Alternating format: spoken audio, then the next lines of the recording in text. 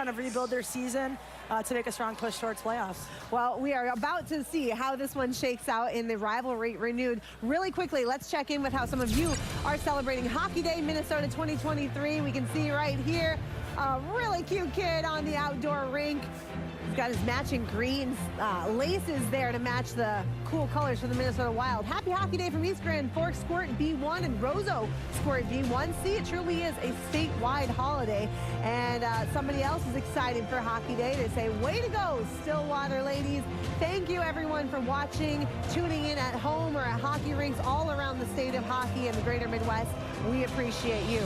We've got Hill Murray and White Bear Lake coming up next. Anthony LaPanta, Ryan Carter, Kevin Gorg, and Katie Storm.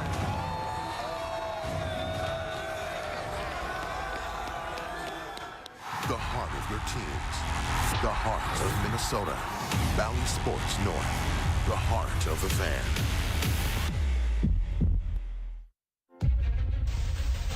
Welcome back to Aldrich Arena. We're just about set to get started here. The Pioneers are ready for action against the Bears. We're going to take a look at this rivalry from a bit of a unique perspective. There are rivalries all across the state of hockey. In large towns and small towns. In the north, south, east, and west. It doesn't matter. It's a battle for bragging rights. And it's that little something extra that makes you put it all on the line. The body's starting to fly as the action gets physical. Some come and go, while others have stood the test of time. Roseau and World Peace for the 177th time. Today we showcase one of the state's most bitter rivalries on Hockey Day, Minnesota. It's Hill Murray and White Bear Lake. I think it's just private versus public school. And I know they don't like us, we don't like them. We hate them. Hit them with a passion. They're always intense games. You always want to beat them pretty bad. It's hard for people that haven't lived it, the traditions of White Bear Hill. Long before the group in this locker room were even born, that was going on. Even when my dad played here, just the tradition that runs through. Sam Pear cuts out broad and he scores! Each year we circle this game. The rivalry is what you live for. That's why you play hockey. So just crazy atmosphere, really loud. It's always a mutual hatred, just between the student sections, fans, whatever it is. So it's a solid rivalry.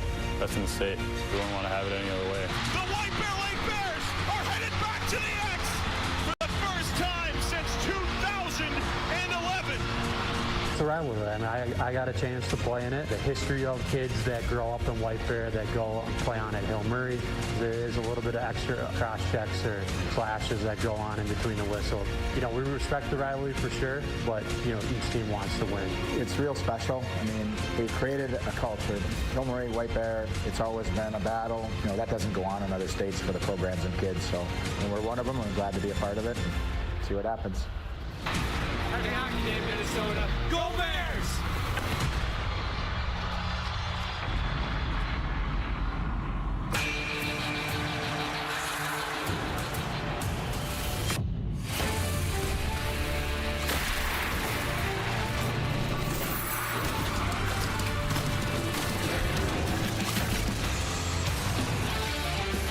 They've met 90 times. They've met in holiday tournaments. They've met 29 times in section hockey play. Today they take the rivalry outside as the Pioneers and Bears renew Minnesota's most intense high school hockey rivalry. It's going to be a special day as we continue on Hockey Day Minnesota 23 from White Bear with Kevin Gorg and Ryan Carter. I'm Anthony LaPanta. Ryan has lived this rivalry as a member of the Bears yourself, but today is going to be something special. Oh, it certainly is. And this rivalry all comes down to the state tournament and the fact that, hey, these guys usually face off in big games like this. It's section finals. And that's really the feel for this rivalry. You want to beat one another because you want that berth to the state tournament and all that glory. And it's the history. It's the decades of clashes between these two teams. They grow up knowing that this is the most important game on the calendar every year.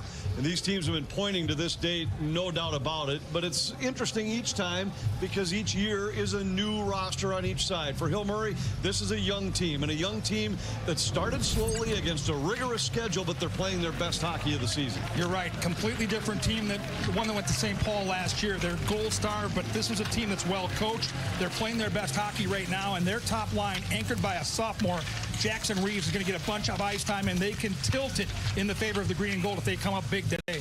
Yeah, and on the Bears side, it's going to be all about controlling their emotions. There's been a lot of buzz with Hockey Day in White Bear Lake. And this team, they're a good team, but they've got to control that emotion. One way they're going to do that is by controlling play on their back end. Their D are really the core of this club. They've got 2 seniors in Gallatin and Bilal that they like to have on the ice at all times. They'll filter in some sophomores, but yeah, they've got 4 lefties out there, so that'll be a challenge. They'll have to somehow clean that up, make sure that they get out of their own zone clean. Pioneers 4-1-1 in their last 6. The Bears have won 9 of their last 10. How will these teams handle the excitement that goes with Hockey Day? Let's hear from players on each side. We go down to Katie Storm.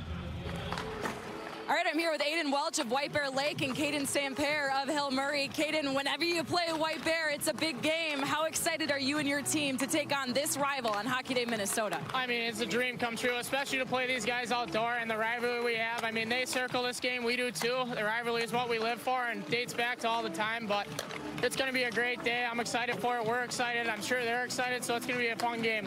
And these uniforms, what can you say about how sharp these are? I mean, they're pretty sick. I like them a lot, but we'll see. Good luck today. Thank you. Aiden, your guys' uniforms are just as sharp. This has been a fun day so far. How special would it be for your group to cap it with a win in your town? Oh, it would be great. We got a great community. All of our fans come out and support us, and then that would be the icing on the cake. You talk about those fans. They're rolling in here. It's pretty already much full already. Yeah. How special will this atmosphere be for you guys? Oh, it's going to be great. We love our fans. They always support us, and it just makes us way much better. Good luck today. Thanks. Thank you. Hill Murray and White Bear Lake about ready to drop the puck. A big rivalry coming up here on Valley Sports North. An absolutely jammed house here in White Bear today. One of the better Hockey Day crowds for a high school game that we've seen in 17 years. And the sweaters have not disappointed as these teams throw it back. Hill Murray back to the early 1980s with the Cooperall look. And White Bear with the old school White Bear across the center. It's back to the 1940s for White Bear Lake. You're a little too young to remember the Cooperalls, but Hill Murray has captured what it looked like in the early 80s on their side. And Ryan, for White Bear Lake, when you take it back to 1944, it's a pretty classic look there. It is a classic look, and these guys are excited to put this on. A little different Bear logo, too, that they've unveiled here. So, anyway, you got to love the jerseys and the setups for both clubs. The goaltending matchup is a good one today. Jack Erickson, the senior for Hill Murray, 5-7-1 this year, but 26 career victories. Been there and done that in big games. Took this team to a state tournament by shutting out White Bear in the section final last year. On the other side, just a sophomore. Loved watching his warm-up. Athletic, quick, can really move. Kind of a Marc-Andre Fleury type of netminder. Sophomore has beaten out the senior, so you know this kid's got big-time upside. Well, early on with Gabriel, he's coming up from bantams, and you see these varsity shots. It's harder. These guys are a little bit stronger, and I think he struggled, but he's adjusted really well. The coaching staff really excited about his game now. He touched on it. There's a senior that's chasing him, but he's played that well in net and adjusted to the varsity shots where he's been playing good goaltending. He's never played in a game this big. We'll see how he holds up against the guy on the other end that's been there and done that. And we are underway from White Bear. The final outdoor battle of this year's Hockey Day features Minnesota's premier high school rivalry, the Pioneers and the Bears. No need to define the team colors in this one. It's deflected in by Ingebrigtsen, and Gabriel tees it up behind his net. Gallatin there for White Bear. Sends it around the wall. Stanius had it for the Bears. Tipped it ahead for Welch, who relays out to center. And Belisle slides it down into the Hill Murray zone as the Bears make an early change. Pioneers start back at center. Man tried to connect with Reeves at center ice. Ingebrigtsen joins the battle for Hill Murray, but the Bears come away with the puck. Eckerly back into his own zone. Distad plays it ahead. A centering pass is deflected just wide. Too far for Delaney. And now hops out to center ice. And here's Samper in alone for Hill Murray. Samper scores! Bowden Samper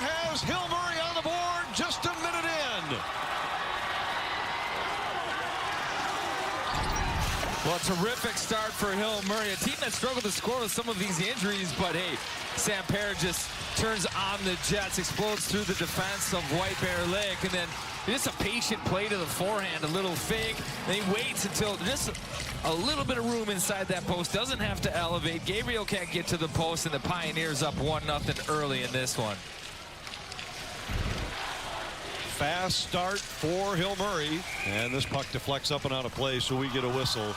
Opening minute of the game, Bowden Samper with his 4th goal of the season, and you'll be hearing this a lot. A young player for Hill Murray. This is an incredibly young team that's had to come of age quickly against a rigorous schedule due to injuries. Well, part of the reason that they've struggled with offense is you have guys learning all these new things and playing in situations they haven't played before, but they've been getting better as of late.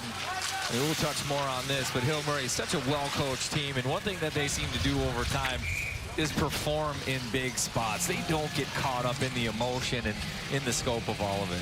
Bill Lechner, the head coach for Hill Murray, joins us on the bench. Coach Lechner, you've been in big games. Fast starts are critical. Did you say the last start again? Sorry. Just how important a fast start is in a big game like this one. We'll take that. Obviously, a lot of game left and a lot of, good talent out here. So, but yeah, it's a good start, and we'll see what happens from here. Thanks very much. We'll be hearing more from Bill Lechner over the course of this game. He's been in so many big games as the head coach for the Pioneers. 26th season as the head man at Hill Murray. I think there's no question nerves are going to be a part of this one early on. And I think if I'm analyzing the Bears game right now, you can see it because as soon as they get the puck, the feet stop. And that's what happens when you play with nerves. You want to make the right play. You don't want to make a mistake. And you just kind of freeze a little bit. And that can be your Achilles heel. They're going to have to get the feet moving. Couple shifts, rotate through this one, settle in, and start playing. On the flip side, that young Pioneer team, to have success early in an environment like this just gives you wings, and you can see their feet are really moving. And the Bears have the answer right off the draw. A beautiful play results in an Aiden Welch goal, and we are even. Still not 2 minutes into this game. It's 1-1. This is the kind of hockey we want right here for this one. Boy, not 2 minutes in, we got a goal on each side. But this is the line that White Bear relies on. Road in the middle, he wins his faceoff, sticks with it, and then he finds Welch, who didn't play last game. He's a question mark with an upper body injury, but he finds some space on the outside there. Beautiful feet, and he puts it upstairs. Oh, we've got a great start. Pioneers with a goal in the first minute, the Bears with a goal in the second minute, and it's 1-1 on Hockey Day. Icing coming here against White Bear, and we'll get a face-off back in their zone. As important as a fast start was for a young team like Hill Murray, a fast answer important for a White Bear club that has to be wondering in the back of their mind if they can beat this Pioneer club. But again, it does come down to the preparation of Hill Murray. They seem to always be good in these pressure situations. White Bear a little nervous early, but that will settle them down, get them back to playing their game. And it's the top line. You knew White Bear was going to have to rely on this. Another chance, and this one's deflected up and over the top of the goal. Belisle throws it wide. Rebound controlled along the boards by the Bears. Welch sends it back to the line for Belisle. Belisle's pass deflected in on goal. Erickson knocks it away. A bouncing puck. Rhodes sends it back to the point, a shot. And that hits some traffic out front.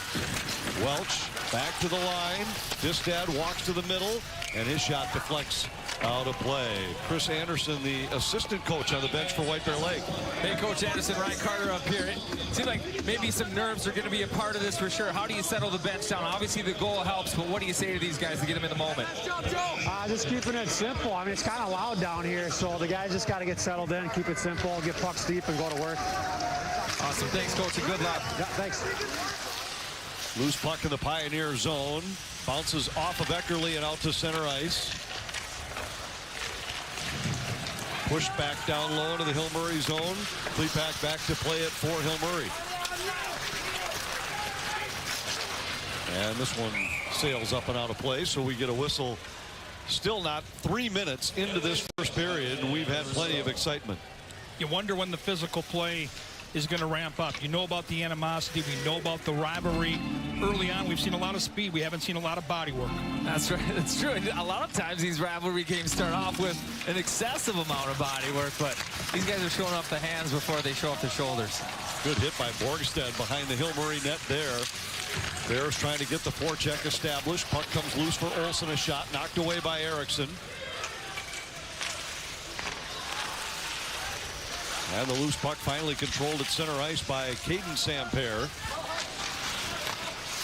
It was Bowden Sampere that got Hill Murray on the board first. Caden Sampere tried to leave it for him back of the net. Bowden Sampere centering pass intercepted. And the Bears start back. Delaney hands it off to Borgstead. Erickson with a blocker save. And the long rebound controlled by Hill Murray. Sampere comes to center. Throws it down into the White Bear zone. Pioneers will change as Belial recovers for White Bear. Out to center ice. Knocked ahead by Norman. Erickson handles the carom out of the corner. Haug comes to center for Hill Murray and dumps it in.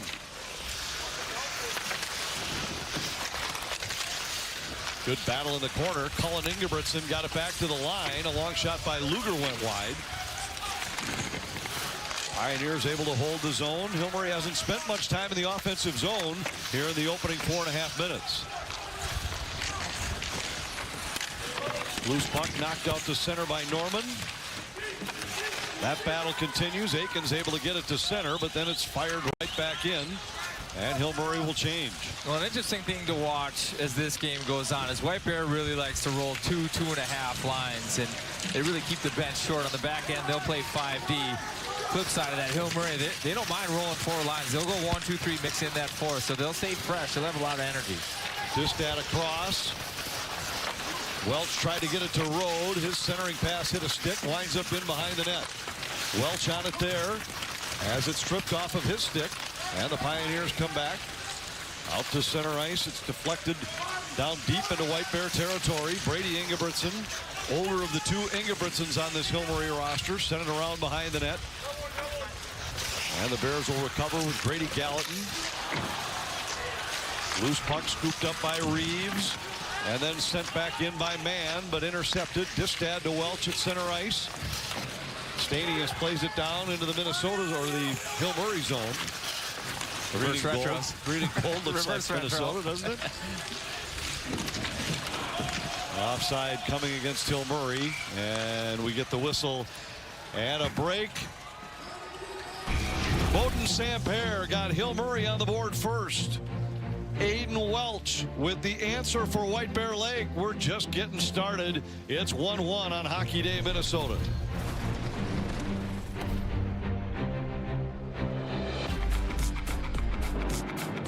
For adventure, for climbing, for splashing, for towing, for premium, for capable. The GMC AT4 lineup, premium and capable. That's professional grade from GMC. Or get 2.9% APR and no monthly payments for 90 days on turbo high output engine Sierra light duty models. Hockey in Minnesota, it's different. In Minnesota, hockey isn't just something you do. It's not just a sport. It's where you're from and where you've been. Because here in Minnesota, hockey is about something bigger. It's who you are and who you hope to become. It's who you play with and who you play for. Here in Minnesota, we make hockey players because the world needs more of them. An exciting game already between the Bears and the Pioneers, tied up at 1 apiece in this first period. Well, Pioneers assistant coach Pat Schaffhauser was a star player for Hill Murray for 3 years in the late 1980s. He went on to play for Boston College and then played 5 years of pro hockey in Switzerland. His playing career ended in December of 1995 when he suffered an injury on the ice, resulting in him being paralyzed from the waist down. But he didn't let that take him away from the game he loves. Bill Lechner was once Pat's coach, and he would later bring Pat back to his his roots at Hill Murray. The two have built a strong relationship over the last 26 seasons, and it goes beyond the game. Bill's wife helped set Pat up with his wife, Angie, and their families have grown so close over the years. Bill has nothing but admiration for the coach and person Pat is. He told me whenever a player is sore or feeling tired, Pat helps put those things in perspective and teaches these young kids to always power through life and hockey's toughest battles. Guys, just a true inspiration to never give up. That was a great story, and he's been such a big part of Hill Murray hockey. This staff's been together 26 years. I mentioned it earlier that Bill Lechner's been the head man for that long, but as soon as you talk to him about it, the first thing he'll say is our whole staff's been here together. Pioneers gain control here, but this pass off target and will result in icing. And back to Boston College, where he played with Bill Guerin. I had a chance to visit with BG just yesterday about that experience, and he said the one thing I remember about Pat as a college player is how big and strong he was off the ice. And it dawned on me when I was spotting him in the weight room, and he was benching 400 pounds. He outlifted every football player at Boston College at that time. Bill Guerin said it's the strongest hockey player that he had ever seen. Who played together for 2 seasons there back in 1989-90 and 90-91.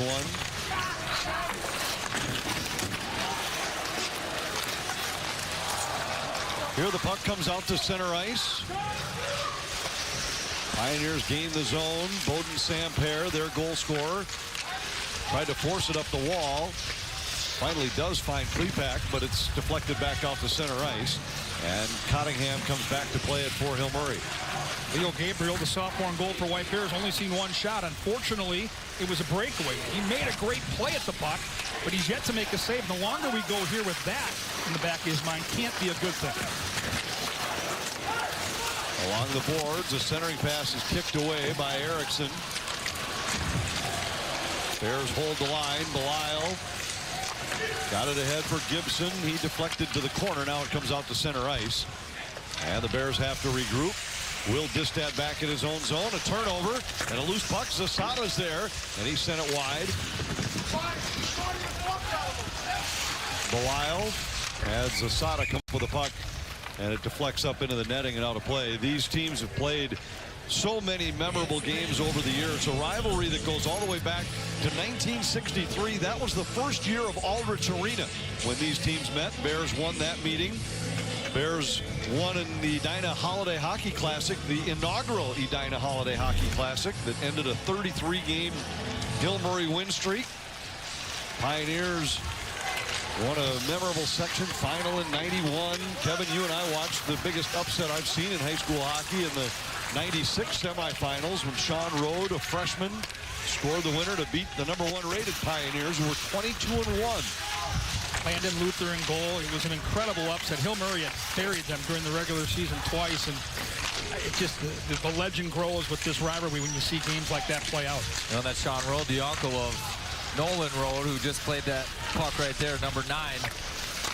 Long history of the last name Rode, number 9 in White Bear. No doubt about it. Here we get a whistle as the puck is knocked loose. Our Toyota key stat. These are the teams in what used to be Section 3. Now it's Section 4, but the teams are the same. Over the last 29 years, Hill Murray's been in the final 25 times, White Bear 20. Well, I think and don't think that these two clubs aren't looking at that right now, too. I mean, the way the standings have gone, this is an impactful game, and it's on a big stage, but they really want this because ultimately this could be a decider on who has home ice or the better hand come section time. Welch comes in, drops it for Rode. He tried to center, and it's taken away. Intercepted by Whistler, who plays it ahead. Pioneers come through center. Ingebrigtsen's shot knocked aside. Gallatin has it there for White Bear. Got it to Rode, who sidesteps a check. Rode hits the Hill Murray line. Fires, saved by Erickson. Rebound, played back to the corner. Rode trying to keep it alive for White Bear Lake. Stanius in on the forecheck as well. Rode emerges with the puck. His pass was intercepted. Sampere had it. And now the Pioneers will get organized coming out of their own zone. Yeah, real good shift from Nolan Rode there. He led the breakout. Nice rush on the forecheck. He's been very visible. Gallatin defending in the corner on Bowden Samper. Gallatin throws it in behind his net, intercepted, and a centering pass just failed to connect. Jude Bonin was breaking toward the net. Speaking of names that are known at White Bear Lake, Jude Bonin wearing the green and gold here today. Hill Murray and White Bear Lake renewing their rivalry, and it's 1-1 on Hockey Day, Minnesota White Bear. Getting families on the ice all season long and into the playoffs. Luther Kia of Bloomington. Come see the 7-passenger Telluride, the versatile Seltos, and all the new 2023 models at Luther Kia of Bloomington. New Kias are arriving daily. Reserve yours today. Luther Kia of Bloomington. On 494 and 35W and at lutherkiaofbloomington.com. Did the snow blanket the entire world in silence? A muffle, broken only by laughter from friends and strangers gathered by the magic of a shared moment. A connection, creating memories forever frozen in time. How do you explain it? And do you even try? Explore Minnesota. Put it deep, put it deep. Inside out, go to the net. Come on, boys, go to the net. Go forward, all right?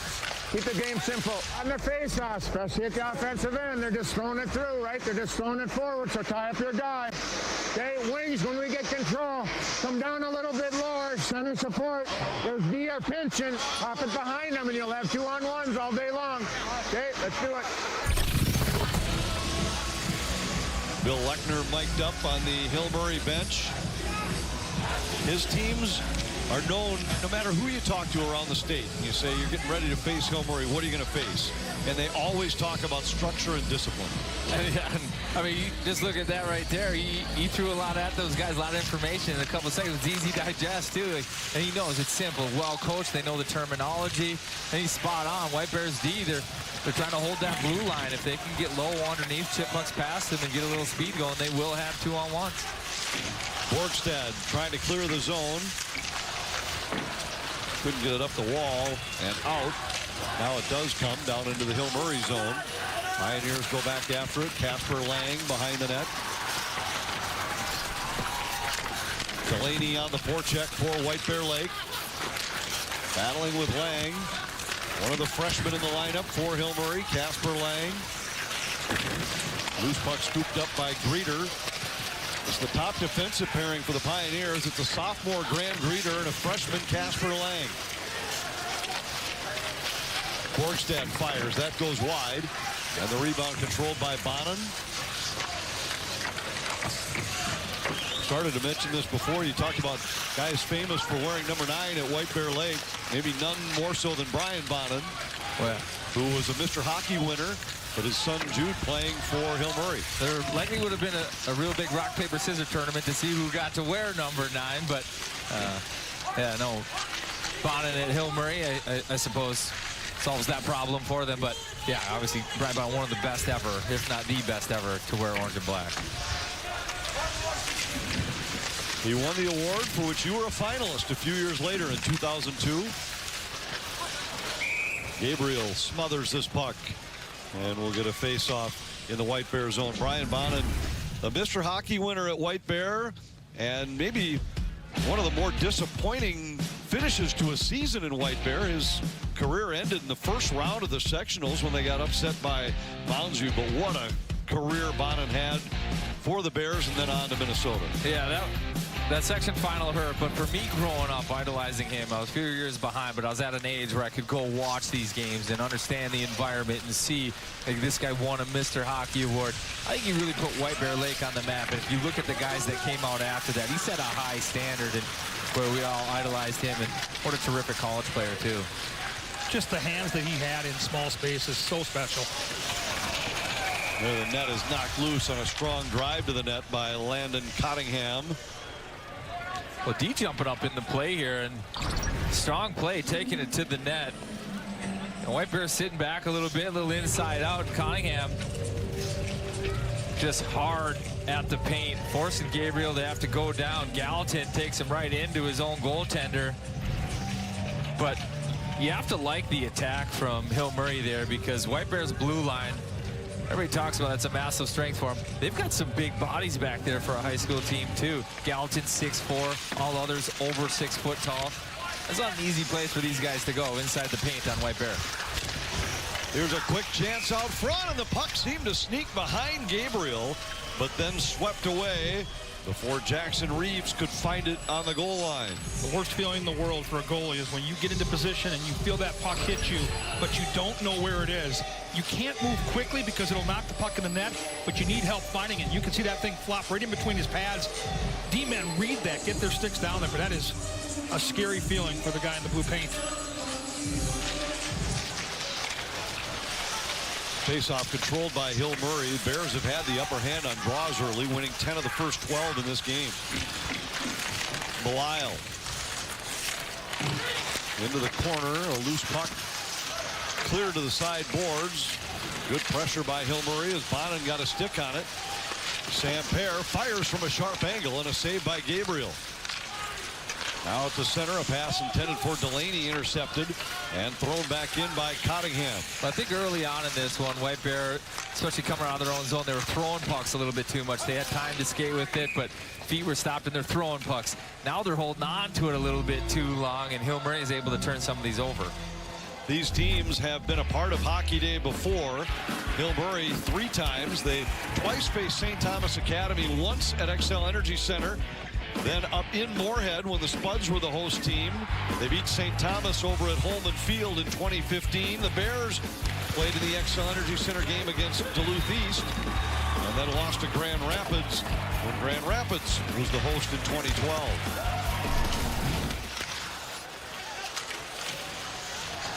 It's just amazing when you think about all the times these two teams have gone head-to-head in all the different areas. Talked about it earlier, the Christmas Holiday Classic tournaments, the section tournaments, and now to add an outdoor battle on Hockey Day Minnesota in meeting number 91 all-time between the teams. Yeah, this is one of those games they'll point to for years, and it's living up to the hype, too. We've got the full crowd. We've got 2 teams that are playing at the highest level. Hill Murray's brought the speed. Ryan, you talked about it. White Bear's got the size back there, contrasting styles, everything you look for in a game that likely comes down to the third period. Well, White Bear doing a good job, the offensive zone faceoffs. They got a goal already, and another grade A off that one. Pioneers start back, trying to make it 5 wins in a row against the Bears. Here's a centering pass, and what a stop by Gabriel. He was sliding across, now on the rebound, another save, as Reeves was alone out front. He stopped Ingebrigtsen first, then Reeves. 2 great looks for Hill Murray as the Pioneers try to break the tie. But Leo Gabriel stands tall for White Bear, and it's still 1-1. Need to update your furniture? Menards has the furniture you need in stock. Plus, you get a free rug. That's right. Buy any upholstered living room furniture at $2.99 or more and get a free 5x7 area rug. That's $149.99 in savings. Need a new chair? How about a sectional, a new recliner, or love seat? Buy one today, get a free rug. Hurry up. Get to Menards before they're gone. In-store only while supplies last. Save big money at Menards. With United Healthcare, access to quality healthcare may be closer than you think. You'll find coverage solutions for virtually any budget, no matter where life takes you, with United Healthcare. So access to care may be closer than you think when you choose United Healthcare. Learn more at uhc.com. Look at this crowd for the final game at this Hockey Day Minnesota site. It sure is a fun atmosphere. Tied up at 1 still in the first period. Well, arguably every hockey player from White Bear learned to skate at the Hippodrome. Built in 1926, this community gem is the longest running ice arena in the metro area. You can't have Hockey Day in White Bear without sharing memories of the Hip You can check it out in the next intermission, Anthony. Well, all these guys 100% grew up playing and learning how to skate on the ice at the Hippodrome, and that place is cooled by outside temperatures, so it's been plenty cold in there. They're accustomed to the hard ice and to the cool temps. No, the Hippodrome, just a great arena. Battle along the end boards now. Olsen there for White Bear Lake. Belisle joins the fight. Olsen after it in the corner. Collides with Reeves. Delaney able to relieve the pressure and send it out to center. Whistler fires it back in for Hill Murray. Belisle starts out from behind the net for White Bear. The Bears get organized. 3:20 to go in the period. 2 goals in the first 2 minutes. And things have settled down a bit since. Pioneers come out to center ice. Man with it at the White Bear line. Tried to cut to the middle. Taken away by Distad. He couldn't clear the zone. Now it does come out to center.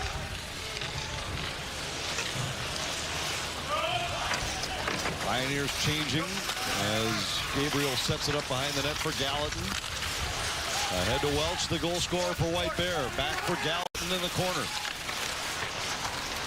Distad sends it all the way down the ice. It'll be icing against the Bears. And a face-off back down in White Bear territory. We're back after this from the University of North Dakota.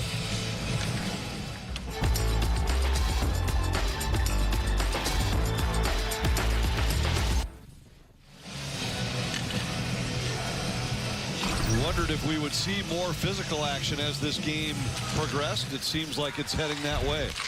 Well, when you can finish one of the opposition, maybe try to put them in their own bench, that's always a bonus. Borgstead, a big customer, over 6 foot tall, finishing his check, almost does it. White Bear up 9-6 in terms of hits, and we've seen that physical play start to ramp up as this game progresses. I think that will continue. And then how do you walk that line and try to stay out of the box?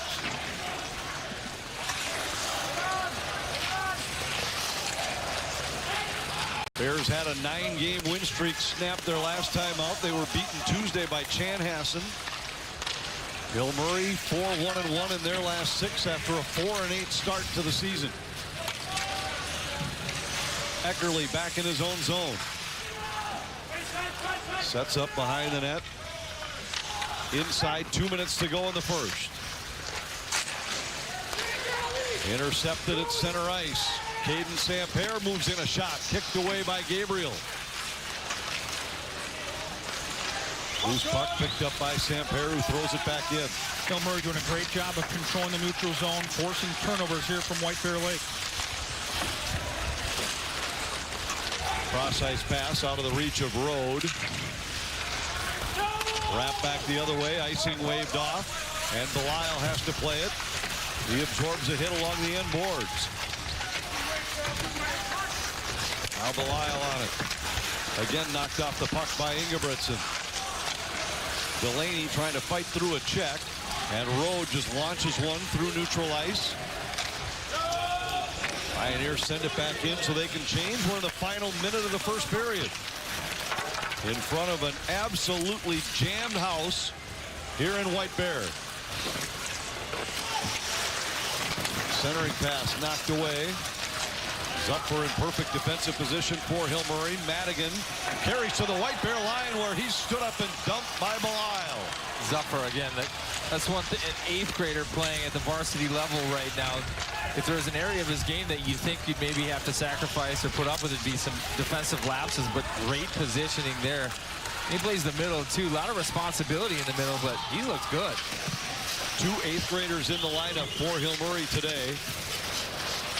There have been a few of them over the years, but these 2 guys logging some important minutes in a big game for Hill Murray here today. Well, can you imagine the jump from AA Pee Wee to all of a sudden Hockey Day, Minnesota? And you're in a huge matchup rivalry game. That's a big jump for these guys to have to take.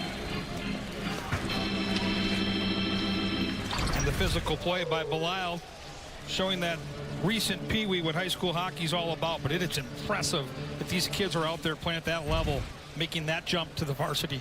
Awesome. Well, I thought Hill Murray really settled in nicely. They got on the board early. You started to see some skill. I thought their passing was a little bit crisper. White Bear nervous early on, throwing pucks. That top line could get going, D involved, but they're going to have to get a little bit cleaner coming out of their own zone. Bowden Sampere got the scoring started for Hill Murray.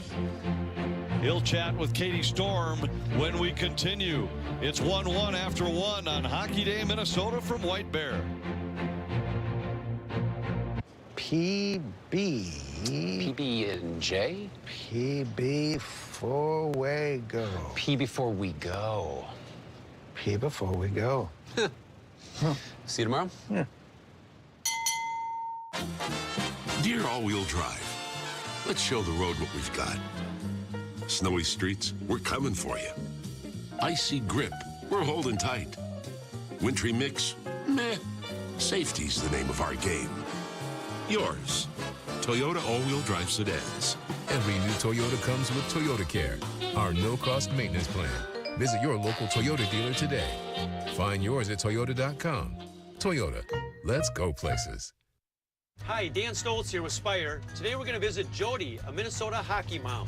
So Jody, what's hockey to you?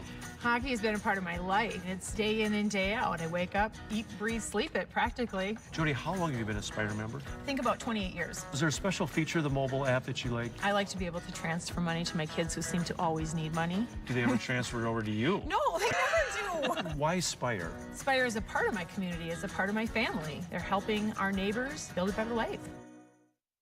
As a Great Clips salon stylist, I love giving customers the look they want.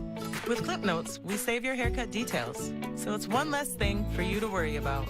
And when I see that confidence at the end of the cut, that's everything to me. As a stylist, I know it can be hard to find time for a haircut. With the Great Clips app, you can put your name on the list from anywhere and head to the salon when it's time for your cut.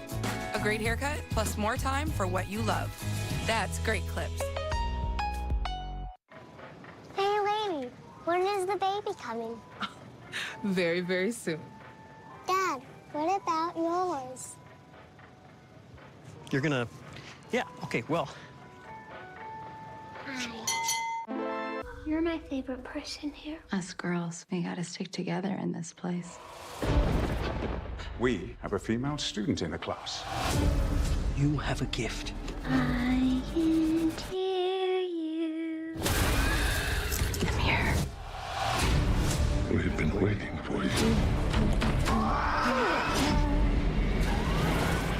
You got my invitation.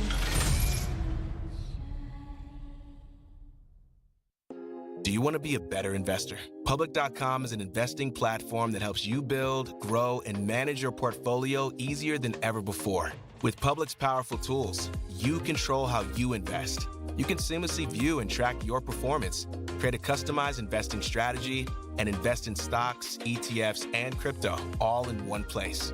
Get the tools you need to build a better portfolio. Sign up. Build a better portfolio with Public.com. The Wild Battle the Sabres on Hockey Day, Minnesota. Hockey Day Minnesota on Bally Sports North is brought to you by Caribou Coffee. Rewards never tasted so good. Join Caribou Perks today. Toyota. See where Toyota takes you. Test drive one at your Toyota dealer. Toyota, let's go places. And by Menards. Save big money at Menards on all your home improvement needs. I'm here with Bowden Sampere, who got the Pioneers on the board early. You didn't waste any time, Bowden. How did that feel to score first in this one? I mean, it felt really cool. I feel like all the guys were ready to go, and it was just it's really cool experience being out here, and get one early really helped us get our energy going. Yeah, you got the early start, but of course the White Bear Lake Bears got the early response. What's it going to take to get ahead here as the battle continues down the stretch? Pucks it deep and get more shots on net. All right, Bowden, good first. Good luck in the second. Thank you. Bowden Sampere with a 1 goal for Hill Murray in that first period. We're tied up at 1 apiece. Still more to come on the other side right here on Bally Sports North. We'll tell you all about the history of the Hippodrome here in White Bear. Stay tuned. Getting families on the ice all season long and into the playoffs. Luther Kia of Bloomington. Come see the 7-passenger Telluride, the versatile Seltos, and all the new 2023 models at Luther Kia of Bloomington. New Kias are arriving daily. Reserve yours today. Luther Kia of Bloomington. On 494 and 35W and at lutherkiaofbloomington.com. What does it mean to be a leader? At the University of North Dakota, we're here to find out. It's taking my first solo flight. Finding new ways to learn. Rolling up your sleeves. The world deserves leaders like you. Leaders ready to take the next step and make a difference. Because we lead our own way.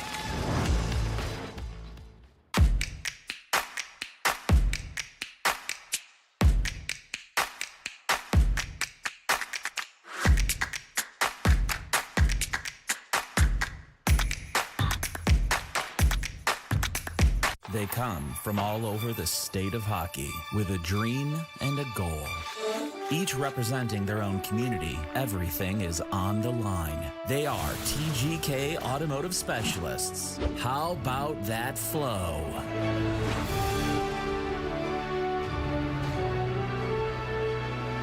TGK Automotive Specialist is the official auto specialist for the state of hockey. Whoa, look at that sick salad. This season, high school hockey hits the ice on Valley Sports North with a full slate of both boys and girls action.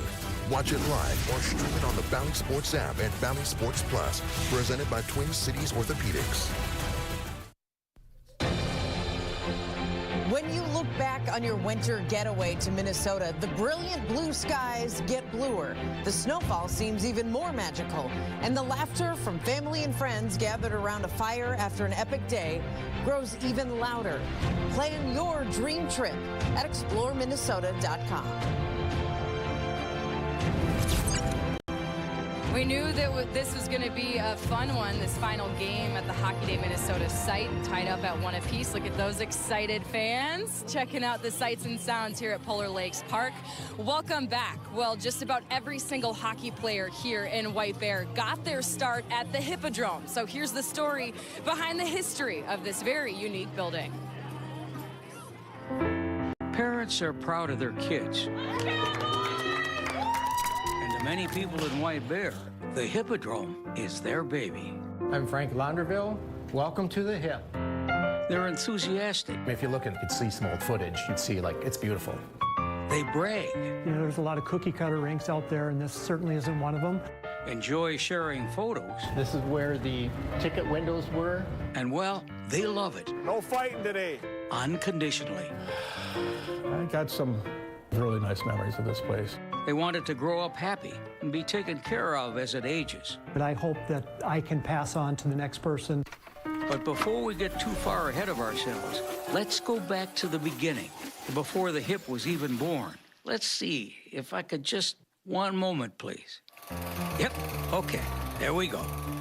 So ultimately, the area where the Hippodrome is today was part of the Ramsey County Agricultural Society's property, and it had been a farm prior to that time. And when Ramsey County decided in the early 1900s they wanted to have a fair, county fair, they purchased that land from the farmer. That's right. In those early days, it was more horses than hockey when it came to the Hippodrome. It was at the end of 1925 that the county agreed to commit to a building. So the Ramsey County itself put $25,000 toward the building. And then the local businesses actually in White Bear had to help raise the rest of the money. There used to be a ticket window here and a ticket window there, and you buy your ticket for the horse expo. I really think the main goal was to get the rink there. But it was built as an exhibition building, and then it opened in August in time for the fair. And then by December, they were opening it as a rink, and they were flooding it.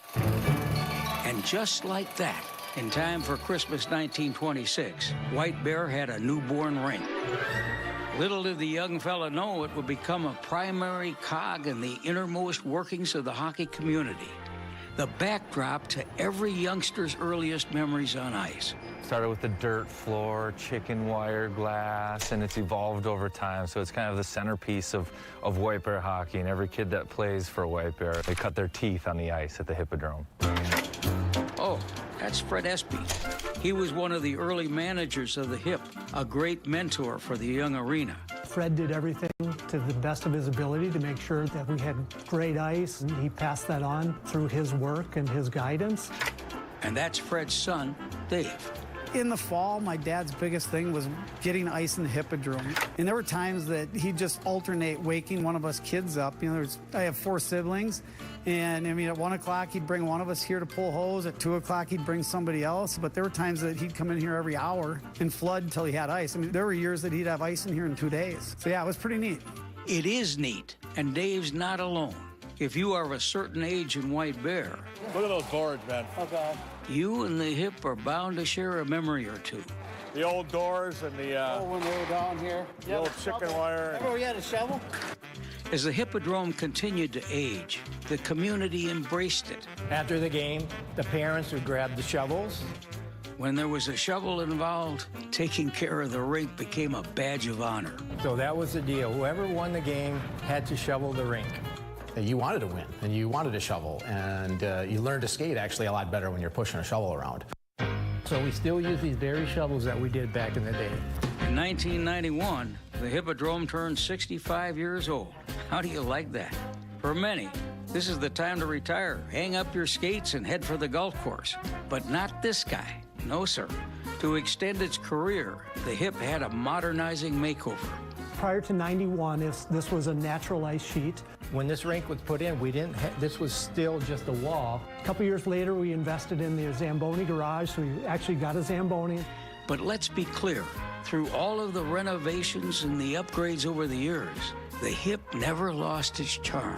As you can imagine, over the years, it was a wonderful gem, and architecturally, it's really pretty. I mean, if you look at the detail of it, it's not just a pole barn or a whatever. I mean, it's a really kind of a neat-looking building from the 20s. We've always tried to keep the look and feel, the dark ceilings, the wood exposed, just because it does have a special feel and look to it. And it's become such a community icon that you just can't touch the HIP. Check your shoulder behind you. Another thing I love about the Hippodrome is that you learn to skate there and you finish your skating there. It's a smaller ice sheet. You guys can't jump over the boards anymore? No, that's good. I'm glad you said that. It's comfortable and easy to play on, and 4-on-4 is great on that rink, so you get a good crew out there and a good solid skate.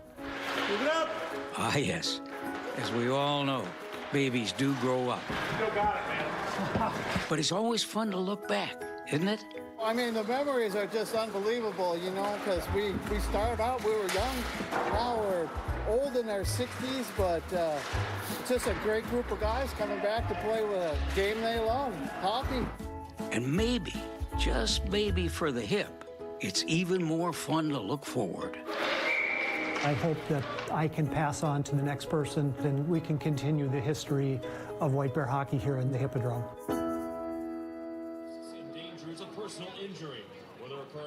A lot of history at the HIP. Looks like such a fun building as well. And neon lights have been added so that the ice can have a fun glow during different practices and events, something that wasn't exactly there in the 20s. Anyone can check out this building. They have open skate on Saturday evenings and Sunday afternoons. Pretty great. Well, Hockey Day Minnesota has certainly been great. Looking at Twitter now, using that hashtag HDM2023. We look at tweets and we begin with our own Kevin Gore. He's showing his broadcast position here at White Bear, saying they've done a tremendous job. They certainly have. This atmosphere is amazing. Bemidji State saying a flashback there to Hockey Day 2019. Happy Hockey Day Minnesota to the Bemidji State women's hockey team. We'll never forget that venue. And randomly wild, wake up Wild fans, getting everyone up, because today is the hockey holiday. Got a full day of high school and college hockey, and of course we finish with the Wild later. And shout out to Vintage Minnesota Hockey saying good morning. Hockey Day Minnesota, looks like they're here today. Super fun. Continue to send your tweets using that hashtag HDM2023. We might show you on our broadcast. Well, we'll show you the second period action here at Polar Lakes Park. We're tied up at 1 apiece.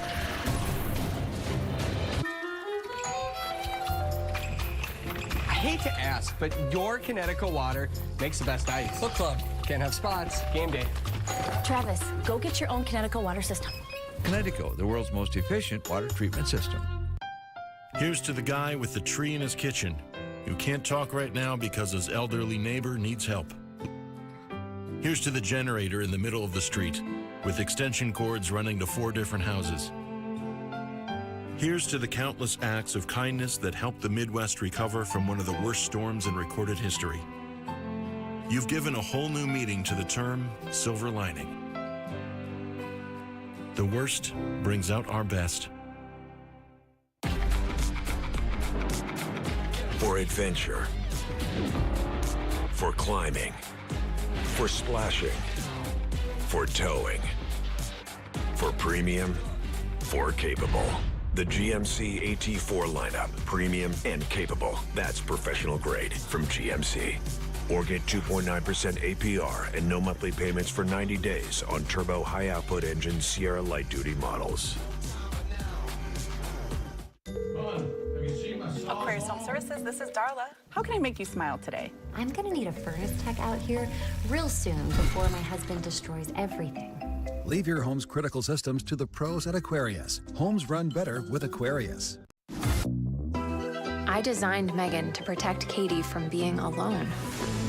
Crazy. It's insane, right? Great job. I love her. Megan's not a person, Katie. I won't let anything harm you. Don't stop! Megan! You should probably run.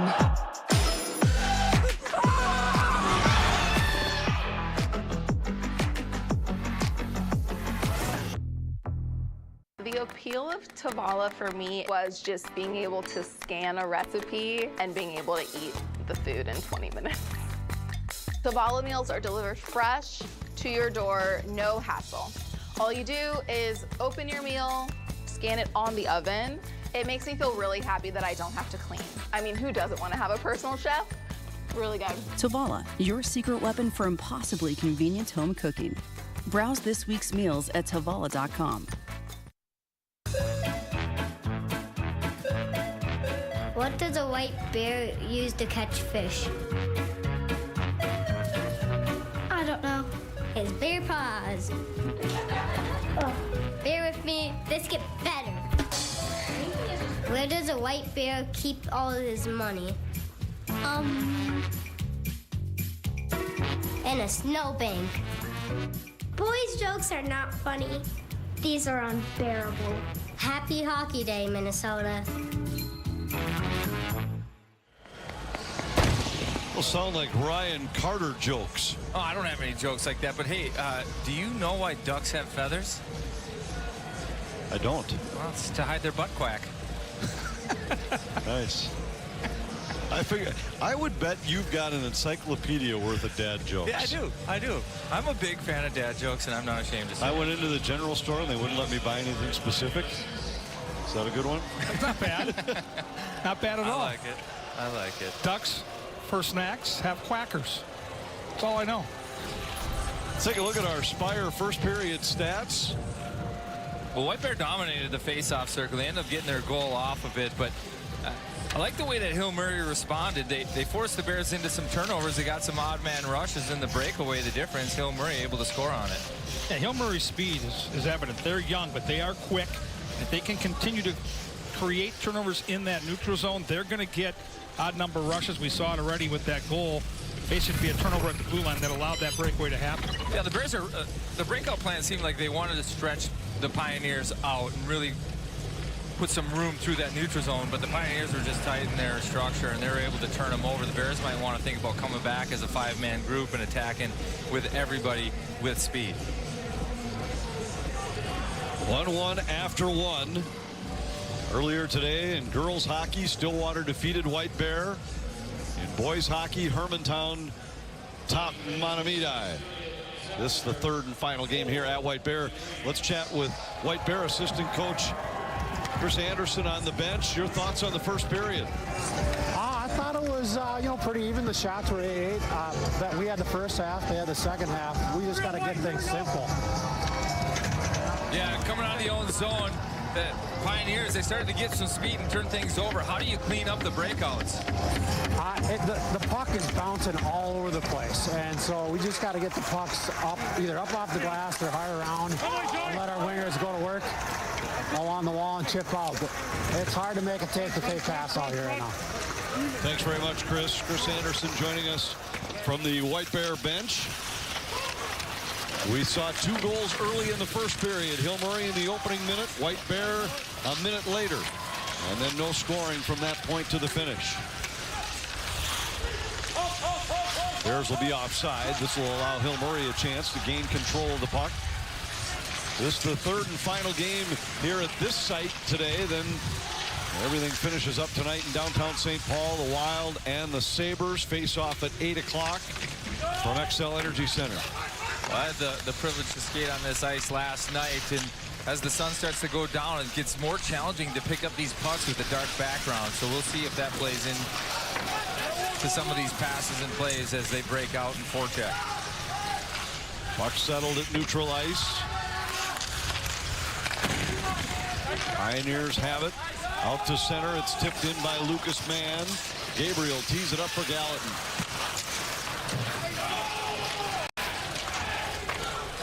No icing here. Erickson has it for Hill Murray. As Kevin mentioned, a shutout of White Bear in last year's section final. Erickson stopped all 25 shots he faced. Here come the Pioneers.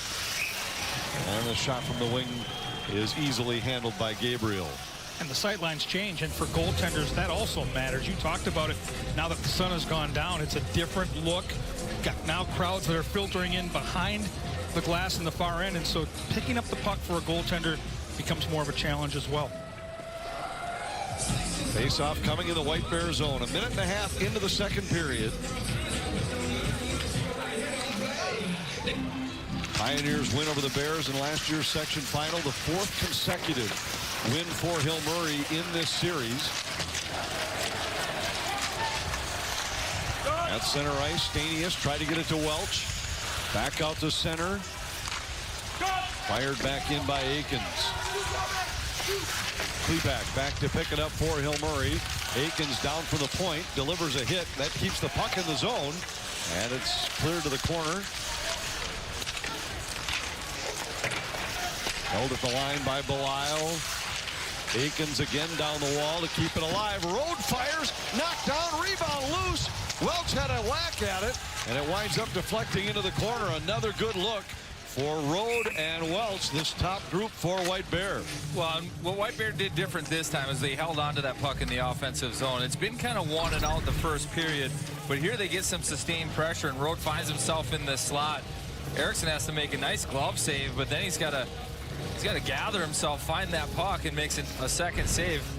Great job from the Hill Murray netminder. White Bear's got to be excited to see that top line have a good shift early in the second period.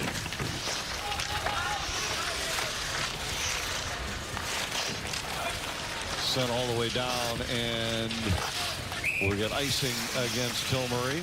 Nolan Rode, the player to watch for White Bear Lake. It's our Cenex player spotlight. He's scored in each of the last 12 games, 30 points total over that stretch, multi-points in 8 of the 12. Well, he's a really talented player, and again, we talked about the family. He's got his father, Pete Rode, second-round draft pick of the San Jose Sharks, his uncle, Sean Rode. He's got a brother, Leighton Rode, who's at Bemidji State, just won his 3rd CCHA Player of the Week award. This is a hockey family, and a lot of those guys give him credit, say he's one of the talented, most talented in the family. Puck back around behind the Hill Murray net. Willett on it there for White Bear Lake. Madigan sends it back around behind his own net. Pioneers bottled up a bit here early in the second. Zasada tried to send it around the boards. Gallatin pinches to keep it alive for White Bear. Well, it'll be interesting to watch if they start to look at matchups, because we've talked about the 8th graders on Hill Murray and the inexperience there, and this is their 3rd line. If you can get that top line of the Bears, second line out against these guys, you might be able to pin them and change momentum. And keep an eye on the faceoffs. We talked about it at the intermission. White Bear dominated in period 1. These last couple of shifts, with White Bear being the aggressor, both have taken place after offensive zone faceoff wins, and now another chance to sustain this momentum. Loose puck. Drop back into the circle. Borgstad sent it wide. Rebound held by Delaney, but then cleared out to center. Belisle back defensively. Samper has him in his sights. Ties him up along the boards. Caden Samper joins that battle.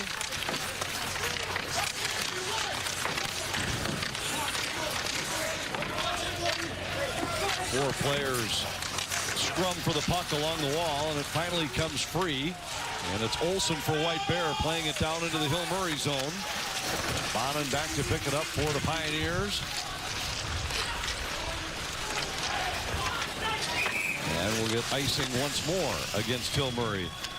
And a face-off all the way back down. Jake Gensel having an outstanding season with the Penguins. Played on Hockey Day wearing the green and black of the Pioneers.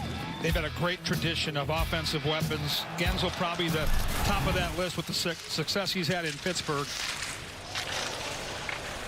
Gallatin's shot deflects into the corner. And Gensel, sometimes when you are looking for quantifiable statistics, technically doesn't count as a Minnesota-born player because he was born when his dad was coaching in Omaha. But he grew up and spent his formative hockey years in the state of Minnesota without a doubt. Play goes back into the White Bear zone. Stanius tried to get it out to center ice. Welch had it taken away. A chance coming in for Cottingham, but his drop pass is broken up and intercepted. Bears nearly have a 2-on-1 the other way. A couple of heavy hits in front of the Hill Murray bench. Klepak dumps it down into the White Bear zone. Rode back to play it. Around for Welch. He couldn't get it out of the zone. Cottingham throws it in behind the White Bear goal. Klepak able to hold the zone. Loose puck in the slot. Lohmeyer is there. Around behind the net. Man trying to keep it alive for Hill Murray. Cottingham plays it right back in. Well, Hill Murray's done a nice job keeping this puck in their offensive zone, but the big D from White Bear have done a great job keeping it to the outside. You know, quick to jump to check, and they win those physical battles. They haven't gained possession of the puck, but the Pioneers just not finding anything in the middle of the ice. Finally, it comes free, but the bouncing puck. Welch couldn't find a handle on it at the Hill Murray blue line. And now Rode starts back. 37 points for Rode coming into tonight's game. He had 40 last year. Belisle back to pick it up for White Bear Lake.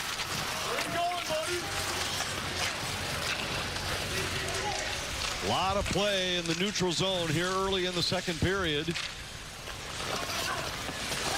A lot of mutual respect. I mean, they're not turning the puck over in the middle of the rink. They're not taking penalties. These are two teams that you can talk about the hatred all you want. There's a lot of mutual respect on this ice right here. And I think both teams know what's on the line. Ryan made mention of it earlier that when you're looking at these clubs, not just having the home ice and the last change, but also in a section that might have three teams different from the rest, being the #1 seed carries a huge advantage. Bears and Pioneers 1-1 on Hockey Day, Minnesota. Dear winter, we're coming. Our squad of vehicles with all-wheel drive and four-wheel drive is ready to take you on. Safety's the name of our game. Bundle up. Toyota. Get 3.99% APR for 48 months on a new Toyota Corolla, Camry, RAV4, Highlander, or Tacoma. Find yours at Toyota.com. Toyota, let's go places.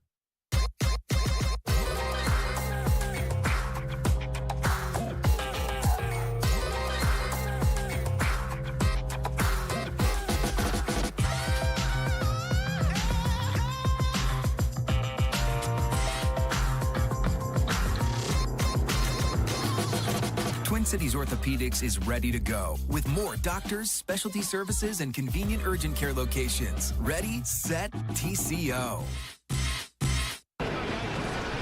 Welcome back. Scoreless here in the second period, still tied up at 1 apiece. You're looking at number 6, Joe Belisle. He and his sister Maddie are siblings that are both playing for the White Bear Lake teams today, both the girls and the boys teams on Hockey Day Minnesota. Their grandpa, Wayne Belisle, served as the president and co-owner of the St. Paul Fighting Saints hockey team. And throughout that experience, he had plenty of stories to share with his grandkids years later. Wayne passed away last June at the age of 82, but he left a lasting impact on Joe and Maddie. The two of them smiled when thinking about their grandpa Wayne and the crowd at their games. They told me when he was there, we wanted to be our best because we simply loved playing for him. Guys. The old Civic Center, the clear boards, those Saints games I got to go to as a kid. They weren't along for a long time, but they were a lot of fun. You're talking about tough sightlines, finding pucks. Yeah, no kid. Clear boards, that's another story. It was a nightmare. Boards were still clear when you were in goal in that same building, though, Kevin. They were, and in the second game of that tournament, I lost a wrist shot from the blue line that went right over my shoulder. I never moved, and Carter's Point, I never saw the puck. Pioneers come to center. One of your state championship teammates will be over at the Xcel Energy Center tonight with Don Granado, the head coach of the Buffalo Sabres. Yeah, we're going to hear from him right before the puck drop of the second period, and maybe go back in time to when his family moved to Minnesota to be a part of high school hockey here. It certainly paid off when Donnie was a senior. He scored the winning goal in the section final against Sean Podine's Rochester John Marshall team. Great memories there, and it's really fun to see Donnie now having that success as a head coach with Buffalo. Long pass at center ice. Mann tried to deflect it into the White Bear zone. Gallatin back to pick it up. Sends it around behind his net. Connects with Aikens. And the Bears able to relieve the pressure, send it out.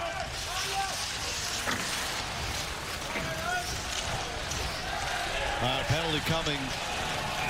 Gallatin interferes on this play, and Hill Murray will get a chance on the power play. First power play opportunity for either side. But I think they got him for interference here is what the call is going to be. Gallatin, big customer, trying to play a physical game. Their first power play of the game is going to go to Hill. Next Thursday, high school hockey returns to the ice on Valley Sports North. Minnetonka heads to Wayzata for a battle with the Trojans.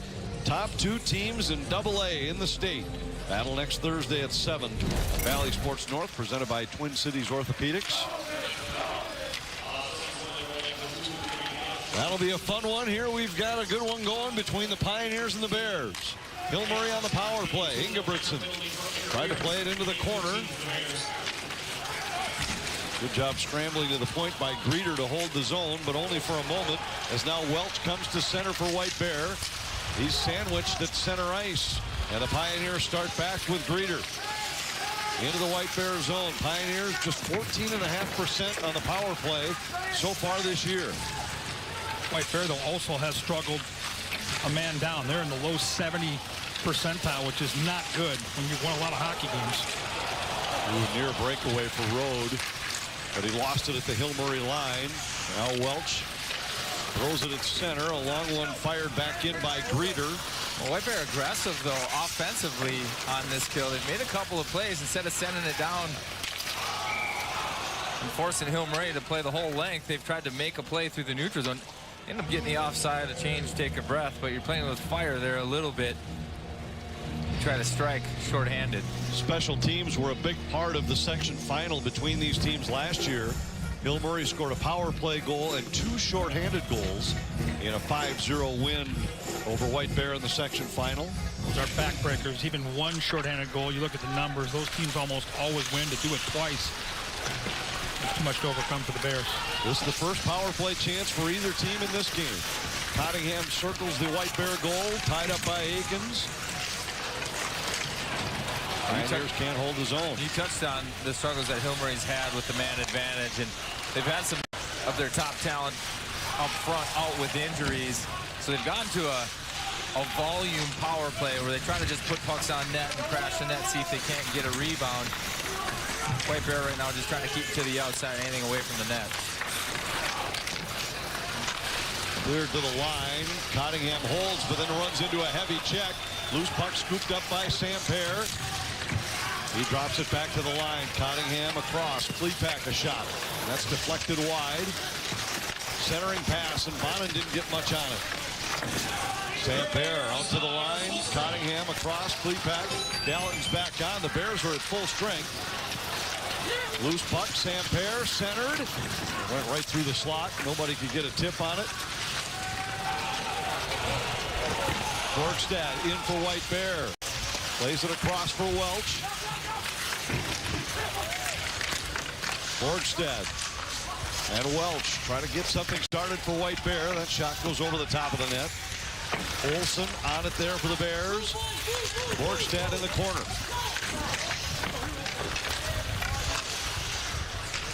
Bistad holds for White Bear, but then it's intercepted and wrapped out to center by Sampere.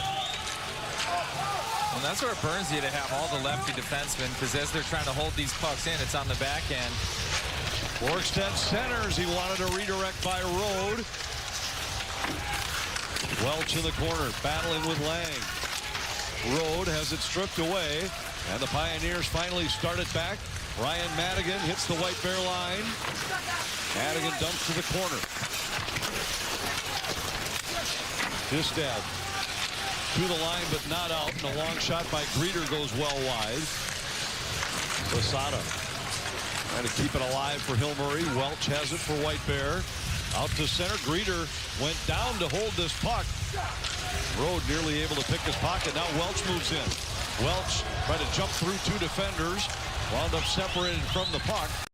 And Zasada has to head to the bench for Hill Murray. And this is a matchup White Bear wants. This is a couple of 8th graders out against their top lines. Zasada takes all physical play against Welch, and he took the worst of it, but he got it done.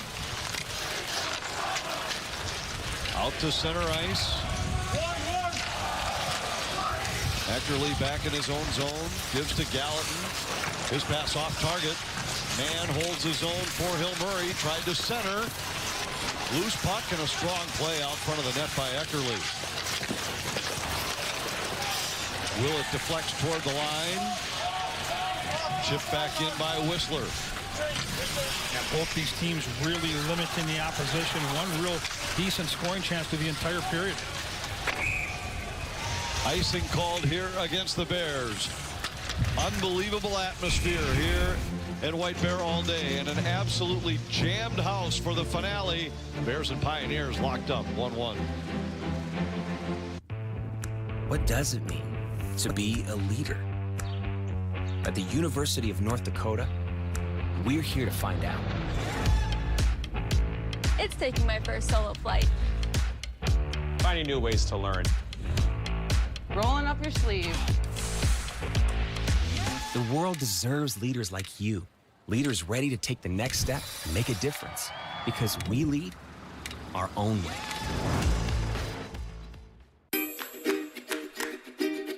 Every family is a little bit different, and we'd all love life to be a little bit simpler. No matter where you work or how hard you play, you need reliable appliances to help you conquer the inevitable hectic day.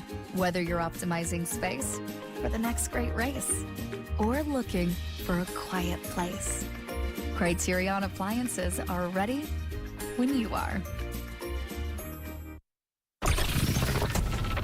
Hey, you gotta play simple behind the net, all right? Simple in our own zone, okay?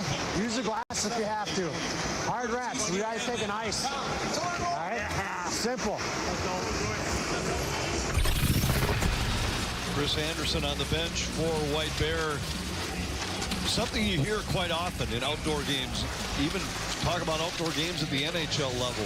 Coaches will talk about having to keep the game simple. Yeah. Your conditions are never quite the same as they are on an indoor sheet. And you don't want to get caught being cute. I think that you want to lug the mail, you want to make nice passes, but the reality is, and we've seen it, Coach Anderson, he coaches the D, and he's talking to them there specifically. Like, let's not turn this over, middle of the ice. Let's be good if we have to. Get up off the glass. We'll take it nice. We're good in the face-off circle. Pioneers hold the zone. Belisle back to play it for the Bears. Luger tried to duck around a check. It comes back into Hill Murray territory. Whistler sent it ahead, and Belisle's back to pick it up. Out to center. Whistler again comes back after it for Hill Murray.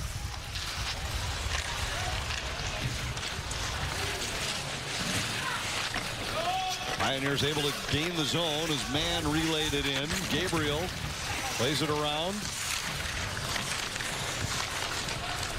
Shots for the game 9-9.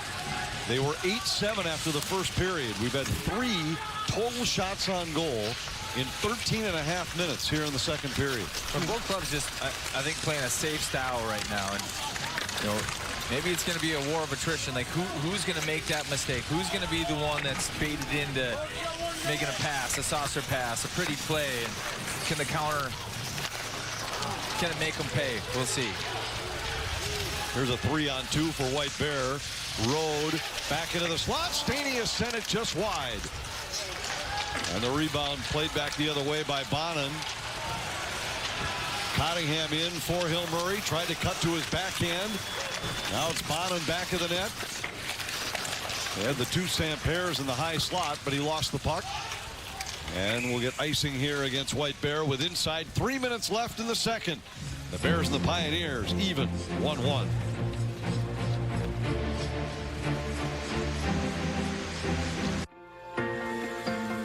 With United Healthcare, access to quality healthcare may be closer than you think.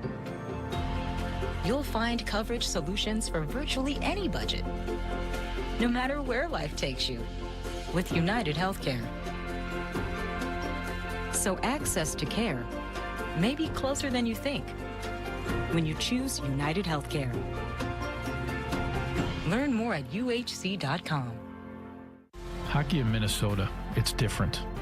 In Minnesota, hockey isn't just something you do. It's not just a sport. It's where you're from and where you've been. Because here in Minnesota, hockey is about something bigger. It's who you are and who you hope to become. It's who you play with and who you play for. Here in Minnesota, we make hockey players because the world needs more of them. Here's our Menards game reset. Bowden Sampaire scored in the opening minute for Hill Murray. Aiden Welch scored less than a minute later for White Bear. We haven't seen any scoring since. Scoring chances have been few and far between. Yeah, you know, both goaltenders probably hoping for a little bit more action. They're trying to stay warm out there. Guys, they want the puck. Let something through. Let me get some action in. 2 well-coached teams that know how to play without the puck. The positioning here in this period's been terrific by both.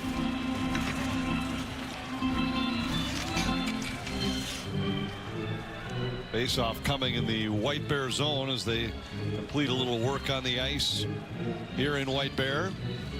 I thought the second period really defined this game. I thought White Bear maybe settle down, come and take over, kind of impose their will to the bigger, stronger, older team. But Hill Murray's really done a nice job.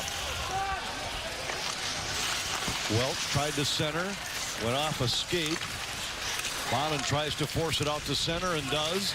Sampaire in, centered. Sampaire with another shot, and that one deflects over the top of the net. That was Caden Sampaire to Bowden Sampaire for that scoring attempt.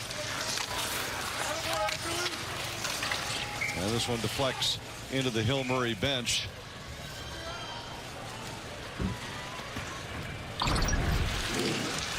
These Sampaire's, this line's been great for Hill Murray, but being able to cut through the defense of White Bear. There you go, one on the board for him, but really pushed the Bears on their heels when these guys are on the ice. It's been a nice line. Caden Sampaire, the senior. Bowden Sampaire, the sophomore. Centered by Jude Bonin. Bears come to center. Borgstad threw it toward the net. Kicked aside by Erickson.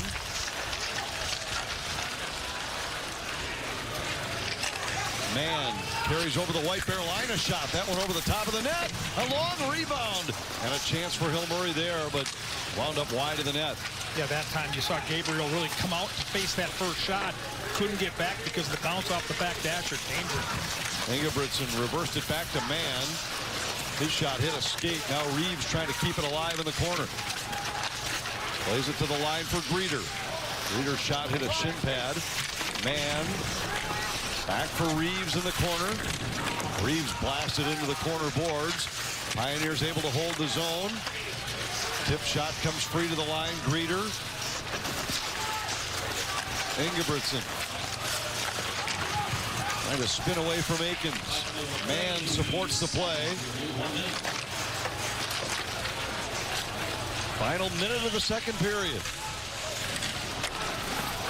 Ooh, tight checking, defensive-minded frame. Strange carom there out of the corner. Fooled Gabriel.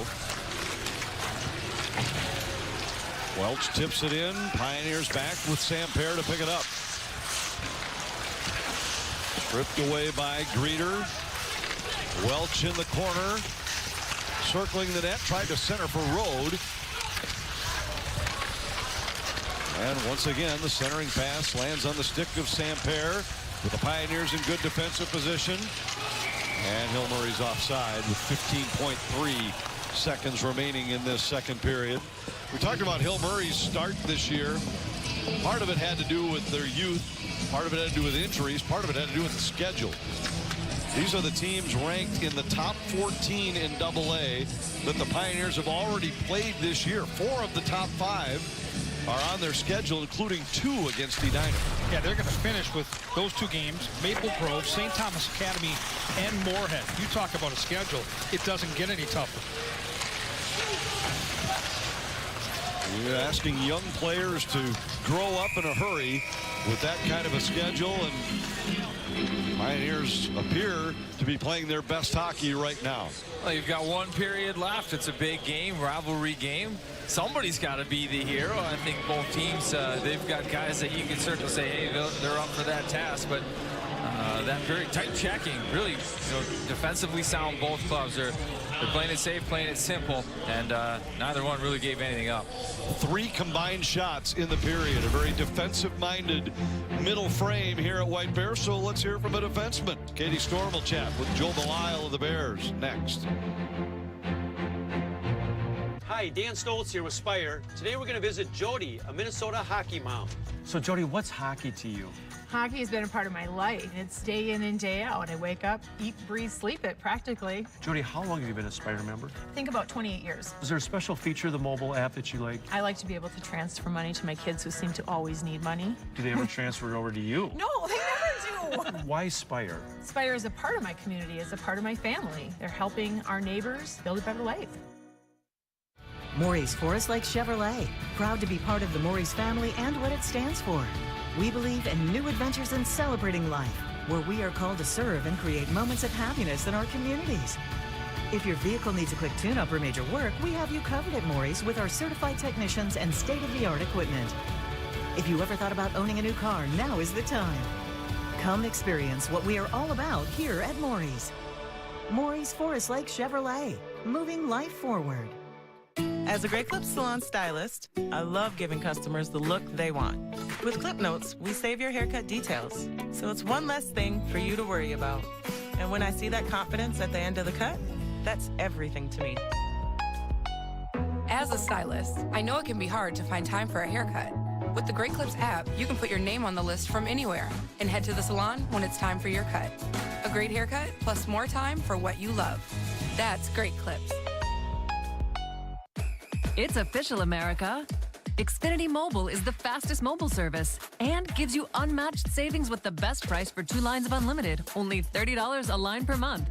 That means you could save hundreds a year over T-Mobile, AT&T, and Verizon. The fastest mobile service and major savings? Can't argue with the facts. No wonder Xfinity Mobile is one of the fastest growing mobile services, now with over 5 million customers and counting. Get in on the savings and switch today. Matchbox 20 2023 Tour. Saturday, June 10th, 7 p.m. live at the Treasure Island Amphitheater. You help me, I'm bent. I'm so scared that I'll never get put back together. Let's see how far we go. Tickets available now at TICasino.com. Matchbox 20 Live.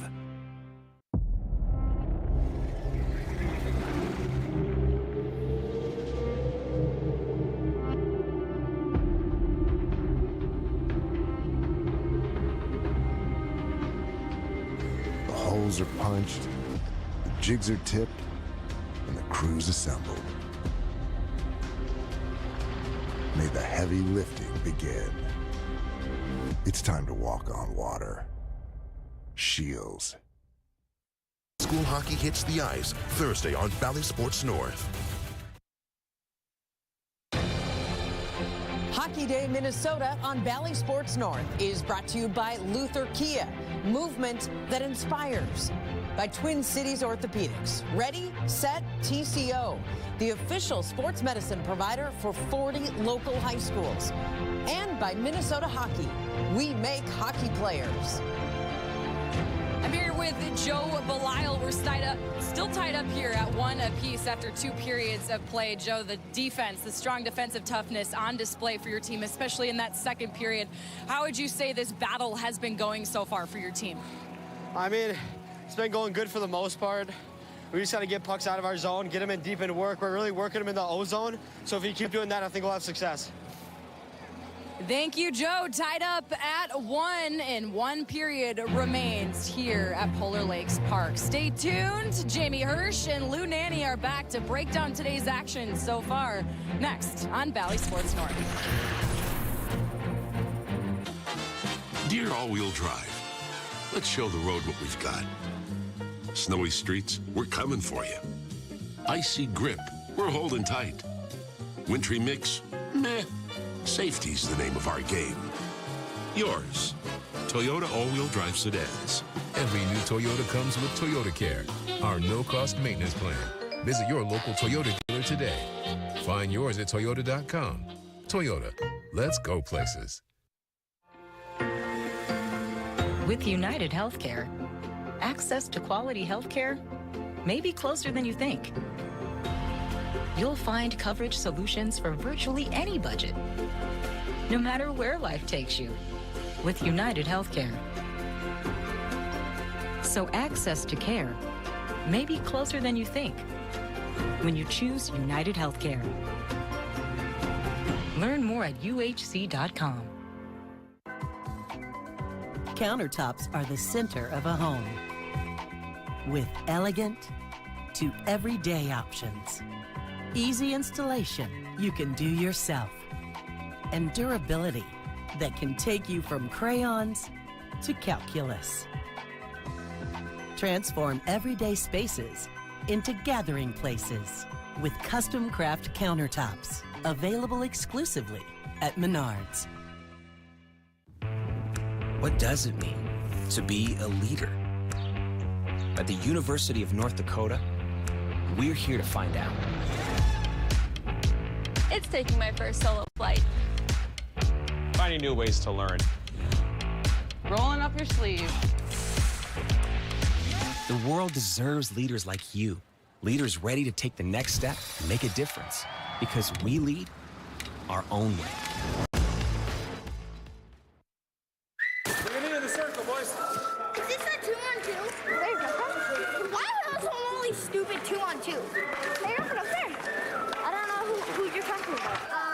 It'd be like 4-on-4. Yeah, you're gonna be facing that way with puck. Serve! That's a loud whistle. This is so rigged. Play with no stick. If you had a best Sally, what would it be? Had to say flying getter. Dude, it was a save. Who do you think will win? White Bear versus Hill Murray. White Bear. Yep, White Bear all the way. What? How'd you guys win? I got the puck. You guys didn't win. I got the puck. It was over there. There ain't no 2 pucks in no hockey game. The chirping starts at an early age in hockey, and man, these two teams love to hate each other. Big hits, a defensive clinic being put on here in the nightcap of Hockey Day Minnesota on the outdoor ice. Hill Murray and White Bear, a legendary matchup and a legendary guy in Lou Nanny. We are so happy to have Lou here for his first ever Hockey Day Minnesota in person. This is the 17th annual. It's taken you long enough, but what do you think so far? I love it. I'm surprised how great the scenery, the venue, the play, the atmosphere. This is just terrific. And the rivalry that we are watching here on the ice so far, it looked like in that second period, both teams weren't willing to give an inch, right? They're in a tie game, a must-win game in both of their minds. Well, not only that, it was the pace of play. They were really skating, working hard. These two teams, as you say, go back forever. I've been watching them because of the state tournament and all the scenes. One of the two is going to come out of this section, but it's a great game, and they the great intensity of it makes it so exciting. You know, we've talked all day long on Hockey Day Minnesota about how great and how historic this rivalry is, dating back more than 40 years. Now, you've been around a long time to witness all kinds of things at the high school hockey level here in our great state of Minnesota. What do you remember about this rivalry over the last 4 decades? Well, I used to go to the Hippodrome all the time. You know, I've been doing the state tournament. This would be my 59th year since it began. So I'd always go and watch the sectional finals, and it seems that these two were always in it. And for a while, it was extremely competitive. It would go back and forth who'd win. Lately, those Hill Murrays had the edge in a big way. Well, we shall see what this decisive third period brings. And, you know, who knows? Maybe we'll have free hockey here, bonus hockey on Hockey Day Minnesota. Wouldn't that be something? We'll see what the final period brings. You know, we've got a really cool special coming up on Valley Sports North. February 6th, we're going to debut Looking Back with Lou, because as you guys can imagine watching out there, this man has every story in the book. You have literally seen it all in the game of hockey and the life of a hockey player and coach and manager, etc. So what are some of the stories that people out there can look forward to? Well, I guess it's going to be maybe trade stories. It's going to be stories about temper stories, what happened, you know, between me and referees. Might be stories about dealing with celebrities, things of that sort. Okay, so along those lines, I'm sure you've had some celebrities come up to you throughout the course of your career. Can you tell us any examples? Well, back in the day when we were playing at Met Center, there were no suites originally. So many times celebrities would come up in the press box, and there was one game that I was getting ready. I'd sit at the end of the press box, and the head usher came up and says, "Lou, somebody'd like to sit with you. He's a big hockey fan. Do you mind?" It's okay. Just have him sit down. So the guy sits with me during the game. We're talking about the game. He tells me how he loves Detroit. At the end of the period, I says, at the end of the press box, go down the stairs if you want to get something to eat or drink. So he goes there, and head usher comes over. He says, "How's everything going?" I says, "Fine. Who is that guy?" And he says, "Glenn Fry." I said, "Who's Glenn Fry?" He says, "He's with the Eagles." I said, "He's got to be a cornerback. He's too small. He can't play anywhere else." "No, Louis," says, "with the Eagles." I said, "Who are the Eagles?" No. And he starts singing California Dreaming. Fry comes back. I tell him the story, and he never let me forget it. In fact, the last time I saw him, I was playing golf at Pine Valley, which is right outside of Philadelphia, the famous course. And I'm walking through the clubhouse, and I hear, "Lou, I'm in town trying out for the Philadelphia Eagles." It was Glenn Fry. Yeah, he must be a quarterback. That's hilarious. Yeah. Very, very funny. What was it like for you just to be able to sit down? I understand Anthony LaPanta is the one asking the questions, and just tell some of the stories that you've lived through.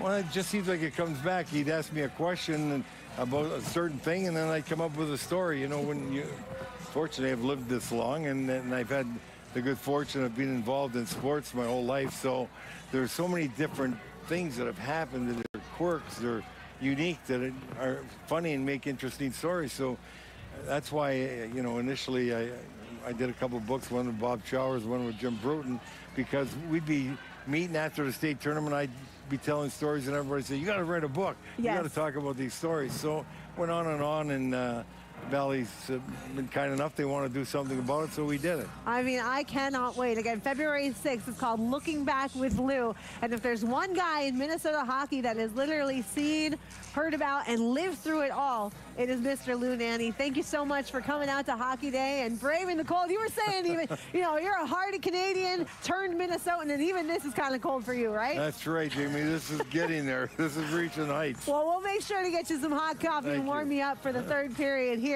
Let's check in with Alex Zappa, who's been all around the metro area.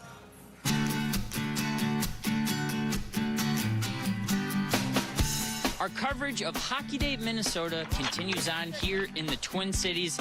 Right now, I am in Lakeville, Minnesota. I'm taking a look at Lee Lake right now. We have a stunning sheet of ice. We happen to be at the Crab Residence, and the sun is out. It's getting warmer, which we're very thankful for. And I'm also thankful to be joined alongside Richard Crab, the homeowner.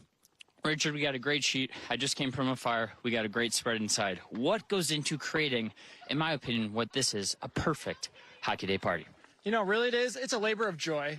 You know, I love having all my family and friends coming out here. I got my buddy Colin had an ice auger, so we use that to flood the rinks. We got nice and smooth ice. My fiance is big on the taco bar, so she got that all taken care of. And we got a little bonfire going, so it's great. Now, behind us, we have a beautiful rink, okay? We were talking earlier. I was a hockey player, you weren't a hockey player. But this day has really spurred your hockey fandom. The second year of this party, what can you say about Hockey Day Minnesota kind of creating this hockey fandom? Just we happen to be in the state of hockey, too. You know, when my fiance and I moved into this house and we were on the lake, all of our friends told us, you have to have a Hockey Day Minnesota party. So what do? We've made it a tradition now.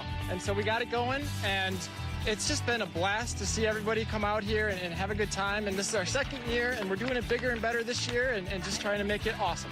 It's great. An exciting time, an exciting day. Thank you so much for having us over. Folks, we got Hockey Day covered here in Lakeville. We hope you are having an awesome time celebrating Hockey Day wherever you might be doing so from.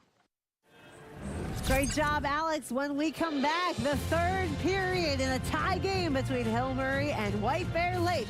Third period right after this.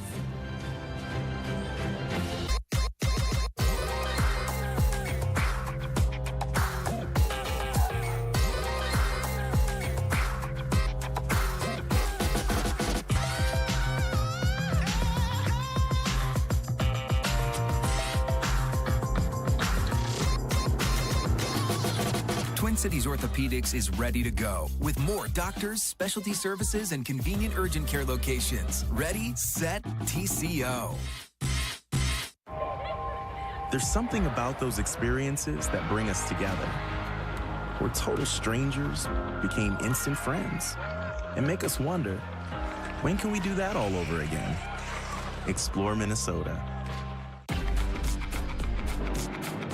For adventure. For climbing, for splashing, for towing, for premium, for capable. The GMC AT4 lineup, premium and capable. That's professional grade from GMC. Or get 2.9% APR and no monthly payments for 90 days on turbo high-output engine Sierra light-duty models. Franzen Bank and Trust finances up north. Regardless of where you live or where you're planning to buy a cabin or property, Franzen Bank can help. They have flexible financing options for all types of vacation properties. You owe it to yourself to work with a local bank that will make your cabin dreams come true. Start planning today. Find a cabin financing expert at franzenbank.com/cabin. Franzen Bank and Trust. Real people, real results. Hockey in Minnesota, it's different. In Minnesota, hockey isn't just something you do. It's not just a sport. It's where you're from and where you've been. Because here in Minnesota, hockey is about something bigger. It's who you are and who you hope to become. It's who you play with and who you play for. Here in Minnesota, we make hockey players because the world needs more of them.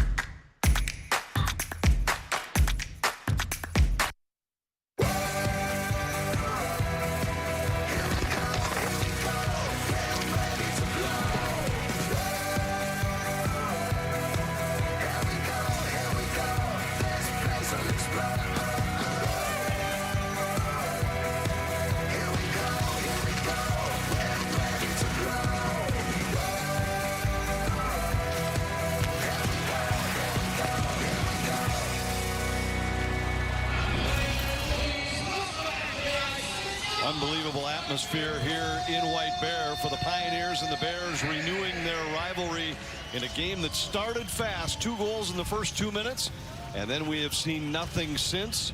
1 period remaining between these rivals who are meeting for the 91st time here this evening in White Bear. We're deadlocked at 1 heading into the third. How much do you think we saw in the second period was teams unable to make plays? How much of it was good defensive structure?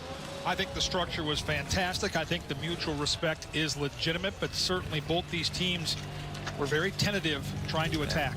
At some point, you're going to have to make a play. You want to win a hockey game. So, you know, if you're White Bear, you say, hey, D, we rely on you guys, so let's get to it.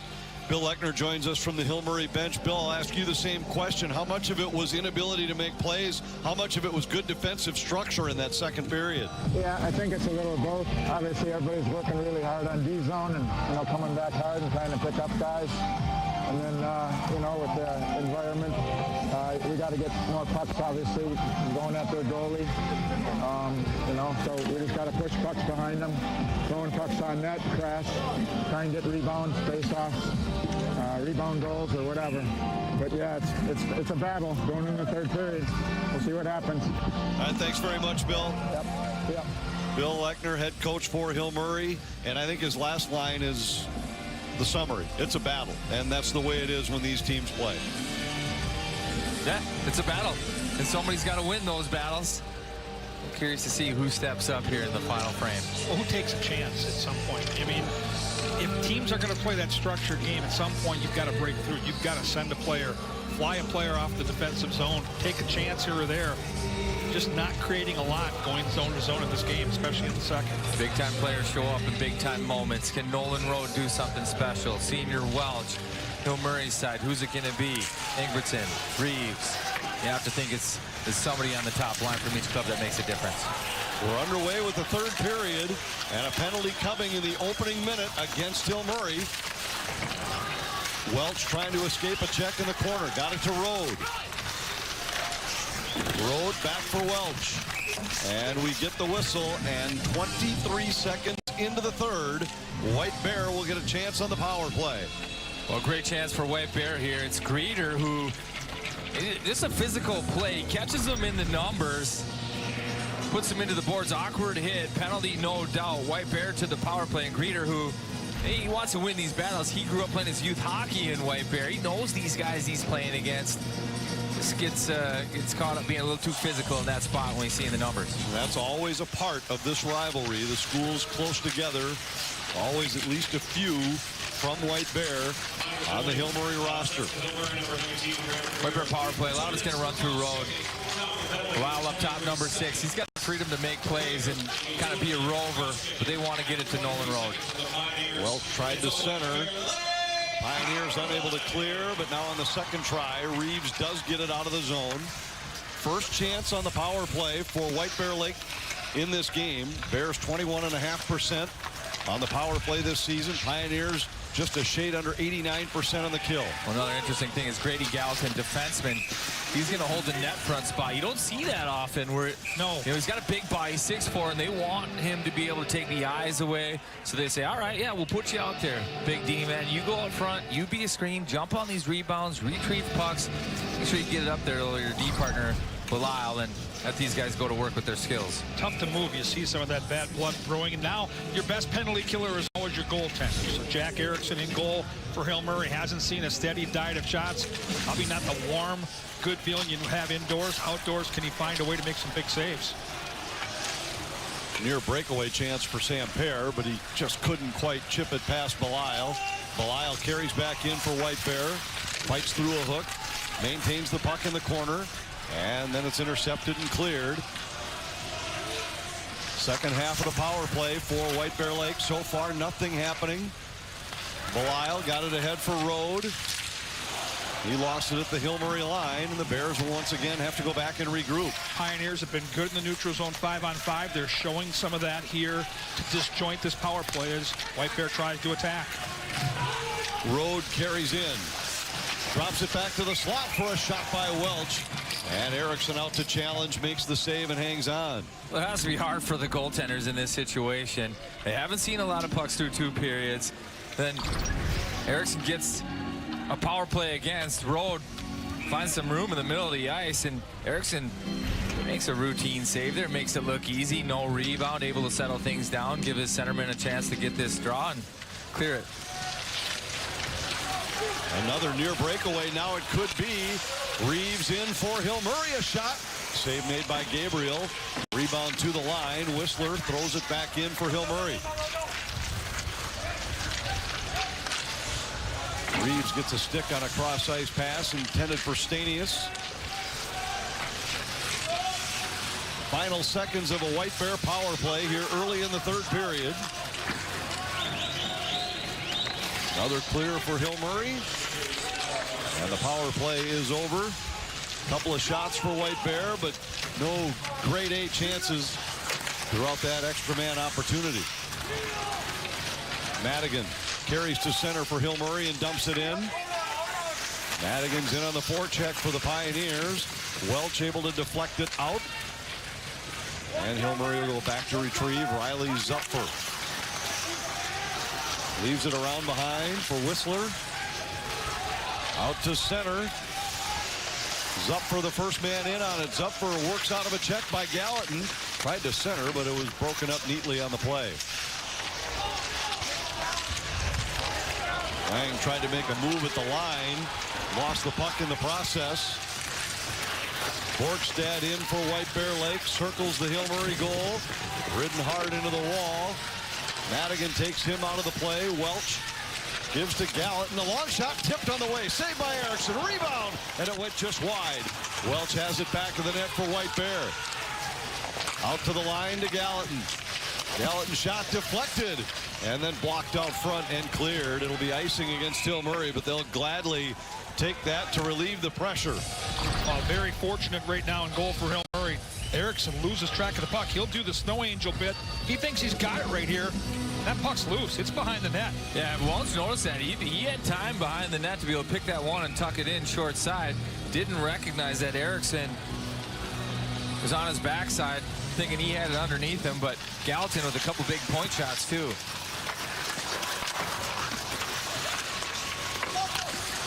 Bears able to hold the zone. Another left-hand D backhand play, soft, and Pioneers are out of the zone. Bistad couldn't hold it.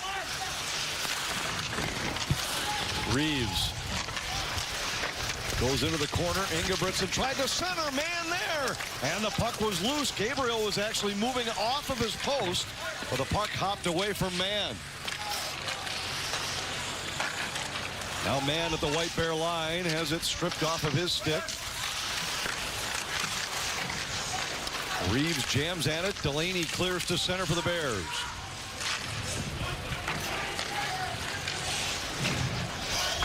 Reeves dumps it in for Hill Murray. Belisle back to pick it up. Got it ahead to Delaney. He throws it in on goal. Erickson steers to the corner. Klepak there for the Pioneers. But his pass out at center ice intercepted. Now Samper knocks it in to White Bear ice.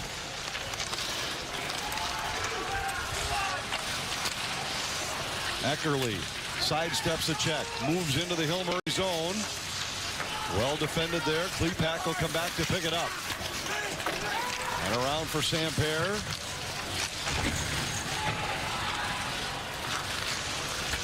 Gallatin absorbed a hit. Samper takes it away at the line. Then Gallatin throws it right back in.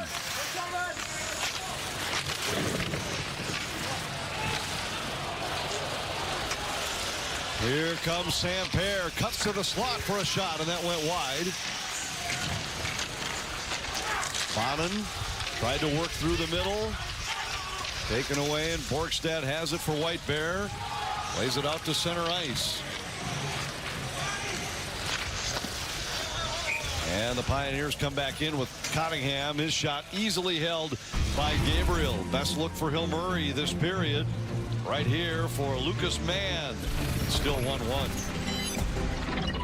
As a Great Clips salon stylist, I love giving customers the look they want. With Clip Notes, we save your haircut details, so it's one less thing for you to worry about. And when I see that confidence at the end of the cut, that's everything to me. As a stylist, I know it can be hard to find time for a haircut. With the Great Clips app, you can put your name on the list from anywhere and head to the salon when it's time for your cut. A great haircut plus more time for what you love. That's Great Clips.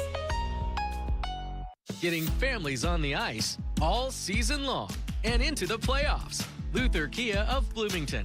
Come see the 7-passenger Telluride, the versatile Seltos, and all the new 2023 models at Luther Kia of Bloomington. New Kias are arriving daily. Reserve yours today. Luther Kia of Bloomington. On 494 and 35W and at lutherkiaofbloomington.com. About 11 minutes left in regulation here in White Bear, tied up still at 1 apiece. Well, White Bear Lake head coach Tim Sager has some pretty unique gloves for Hockey Day Minnesota. These were made for him by a past player in the program. This former player's dad works for the Inuit tribe in British Columbia and wasn't able to get to the U.S. for 2 years to watch his son play. But when he did sometime later, he wanted to thank Coach for all that he did for his son, both on the ice and in school. So he gifted Coach Sager these incredible gloves. These authentic Indian-made gloves are really unique. They're made out of sealskin and hold 450 individual beads on each hand, which portray, of course, the White Bear Lake logo.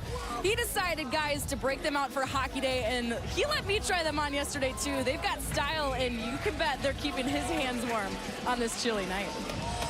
I'm jealous of those for a lot of reasons. The hands have been cold a couple times throughout this weekend, but, man, those are stylish, too. Sharp, very sharp. Whistler at center for Hill Murray. Plays it back into the White Bear zone. We've learned on Hockey Day it's dangerous to share mittens with Kevin Gord. Started one pair on fire. It was over a decade ago. Let's get over it. Don't want to start those on fire. Those are a keepsake. Loose puck in the slot. A save by Gabriel. Still loose. Samper trying to find it. Bonin walks out of the corner with it. Gives it to Samper. Well, this has been Hill Murray's best line, and you know they're patient with the puck and they make plays, but they've also been able to attack the paint, and they've been able to shrink the zone, force White Bear to be out in front of their net, and there they get their best chance in, for sure, the third period. We're back after this from Great Clips.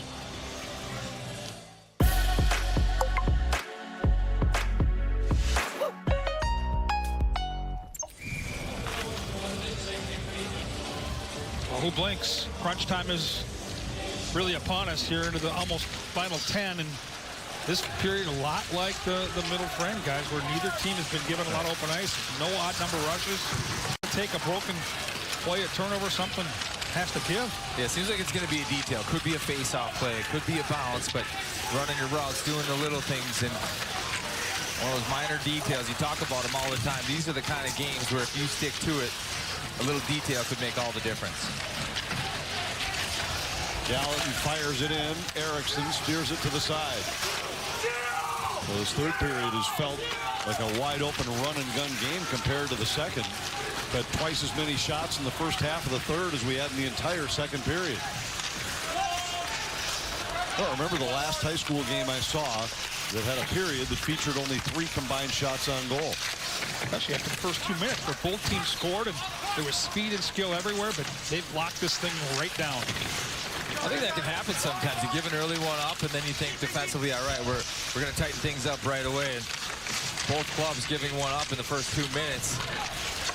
They both said, all right, we're making sure that we're not going to give them anything for free. Klepak back in his own zone. Gives it to Cottingham. Flex down into the White Bear zone. Reeves in on the forecheck for Hill Murray, but Belisle's back.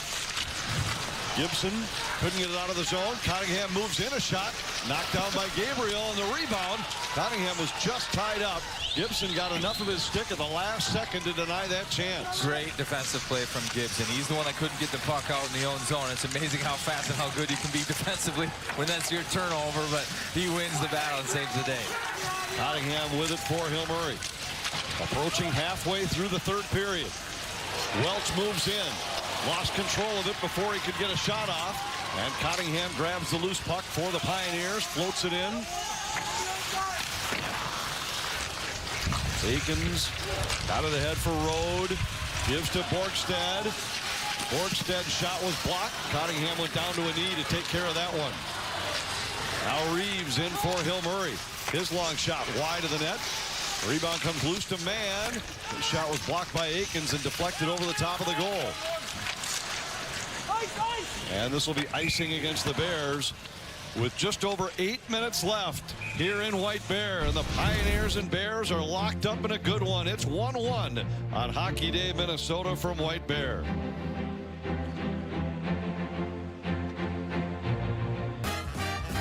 Dear winter, we're coming. Our squad of vehicles with all-wheel drive and four-wheel drive is ready to take you on. Safety's the name of our game. Bundle up. Toyota.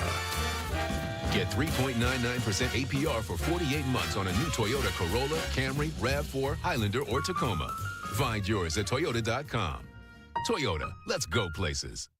Hi, Dan Stoltz here with Spire. Today we're going to visit Jody, a Minnesota hockey mom. So, Jody, what's hockey to you?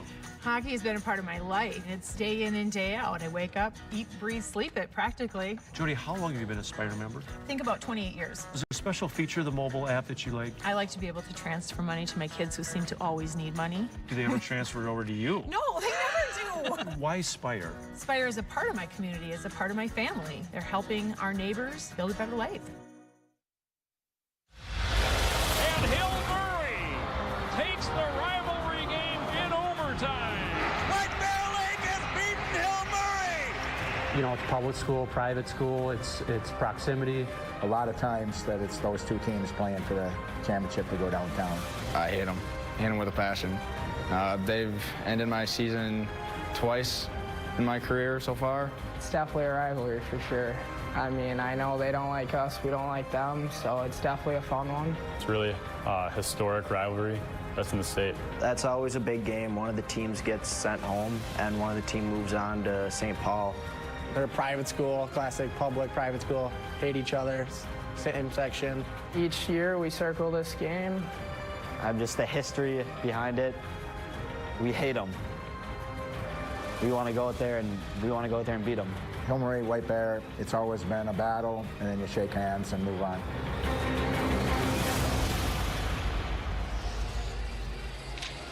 They've met 29 times in sectionals, 19 times in section finals. These two have gone head-to-head. This is now 39 meetings between Bill Lechner and Tim Sager. Lechner with an edge 28-9-1. In the previous 38 head-to-head. That's 20 years of facing each other. They say, like he said, I'm gonna know Lechner's game plan. I'm gonna know Sager's game plan. We've done this so many times, but it's gonna come down to who can execute. Which guys are gonna go out there and have big games. And right now, we're still waiting for that person, that moment to be taken. Gallatin settles a bouncing puck back in his own zone. Stanius lost it to Ingebrigtsen, who threw it just wide. Rebound chance, and Belisle threw it right on front of his own net, covered by Gabriel. So the battle between these teams, Pioneers lead all time. They've played in the last 5 section finals. Bill Murray's been to 17 straight. I mean, it's amazing the consistency of excellence on both sides, but specifically what Bill Lechner's done. It just feels like this game will give somebody the mental edge if and when, and they likely will meet again in the sections. There's a lot more at stake than just winning on this big stage and that maybe the upper hand come voting time for sections, but the psychological side of it I think matters too.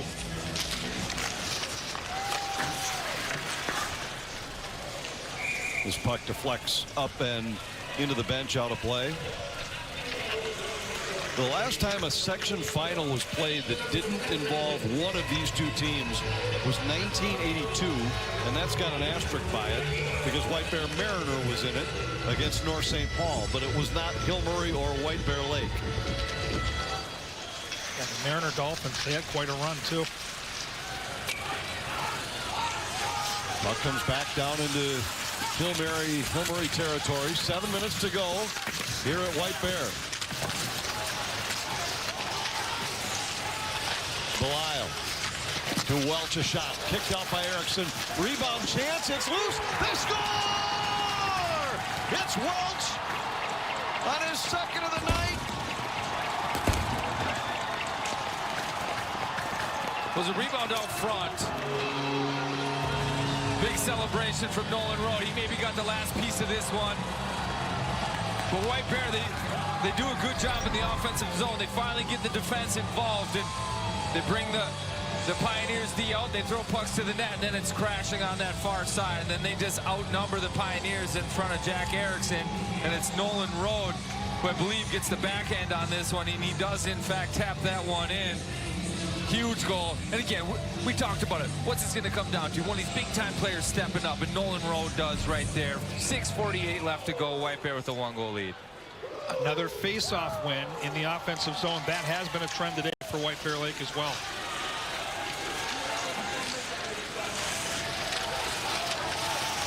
Bears with the lead for the first time in this game as we head down the stretch.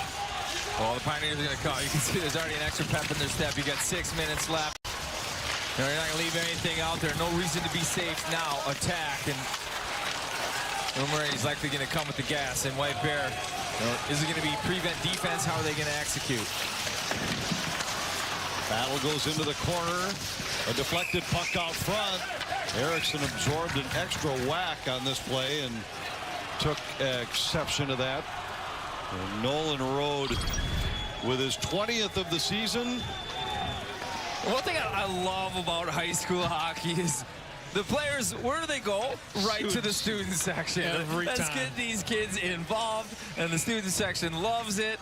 Oh, man. That's so cool. What a scene that is. Great work from the camera crew. Might be a picture remembered in White Bear for quite some time. Familiar one, too. Number 9. Doing big things. 20th goal this season for Nolan Road. 39 in his White Bear career. And now the Bears play with a lead. Ingebrigtsen chips it down into the White Bear zone. Welch along the wall. Out to center, it skips by Borgstad. Klepak has it for Hill Murray. Across to Cottingham. Reeves moves in, fires on goal, and it's held by Gabriel. Well, we've talked about number 9. We've talked about Road. Well, the Road family has been a part of some huge goals against Hill Murray. Peter Road, 2 assists and an assist on the OT game winner in '94 in the section final. A hat trick in the '95 section final, also won by the Bears.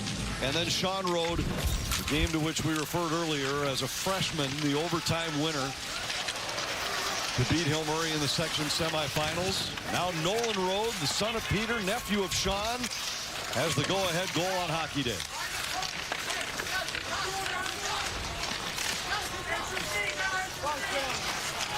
Work out of the corner, a quick backhander, saved by Gabriel, and he hangs on. Samper looking for his second of the game for Hill Murray. And Ryan, you mentioned it. Now Hill Murray with Plymouth some desperation. No more safety. They are coming. Right, no question. And there's some room on that short side post. Gabriel gets off it a little bit. That glove catches a piece of it, and then he's able to swallow up that rebound. But there was room there for that puck to squeeze through short side. Puck in behind the net. Clear to the line. Welch now has it for White Bear. Gives to Road. In these situations, too, if you're on the White Bear bench, you say, hey, whatever we do, we got to win the line. So that means get the puck in deep on the offensive blue, and anything on your defensive blue, make sure you get it out. Gabriel with a glove save there. Rebound held at the line by Luger. Luger then throws one wide of the target. Belisle able to force it out to center ice. Luger comes back defensively for Hill Murray. 4:15 to go. Well, again, White Bear likes to shorten their bench in these situations. They might roll 2 lines, 4D. We'll see if fatigue might be an issue. You've got 6 minutes going every other shift. That can be taxing, especially at the highest pace that you're likely going to play all season long. This one nearly connected at the White Bear line, but it's icing against Hill Murray. Nolan Road with the go-ahead goal for White Bear Lake. And as we head down the stretch, stretch. The Bears lead by 1 on Hockey Day, Minnesota from White Bear. Did the snow blanket the entire world in silence? A muffle, broken only by laughter from friends and strangers gathered by the magic of a shared moment. A connection, creating memories forever frozen in time. How do you explain it? And do you even try? Explore Minnesota.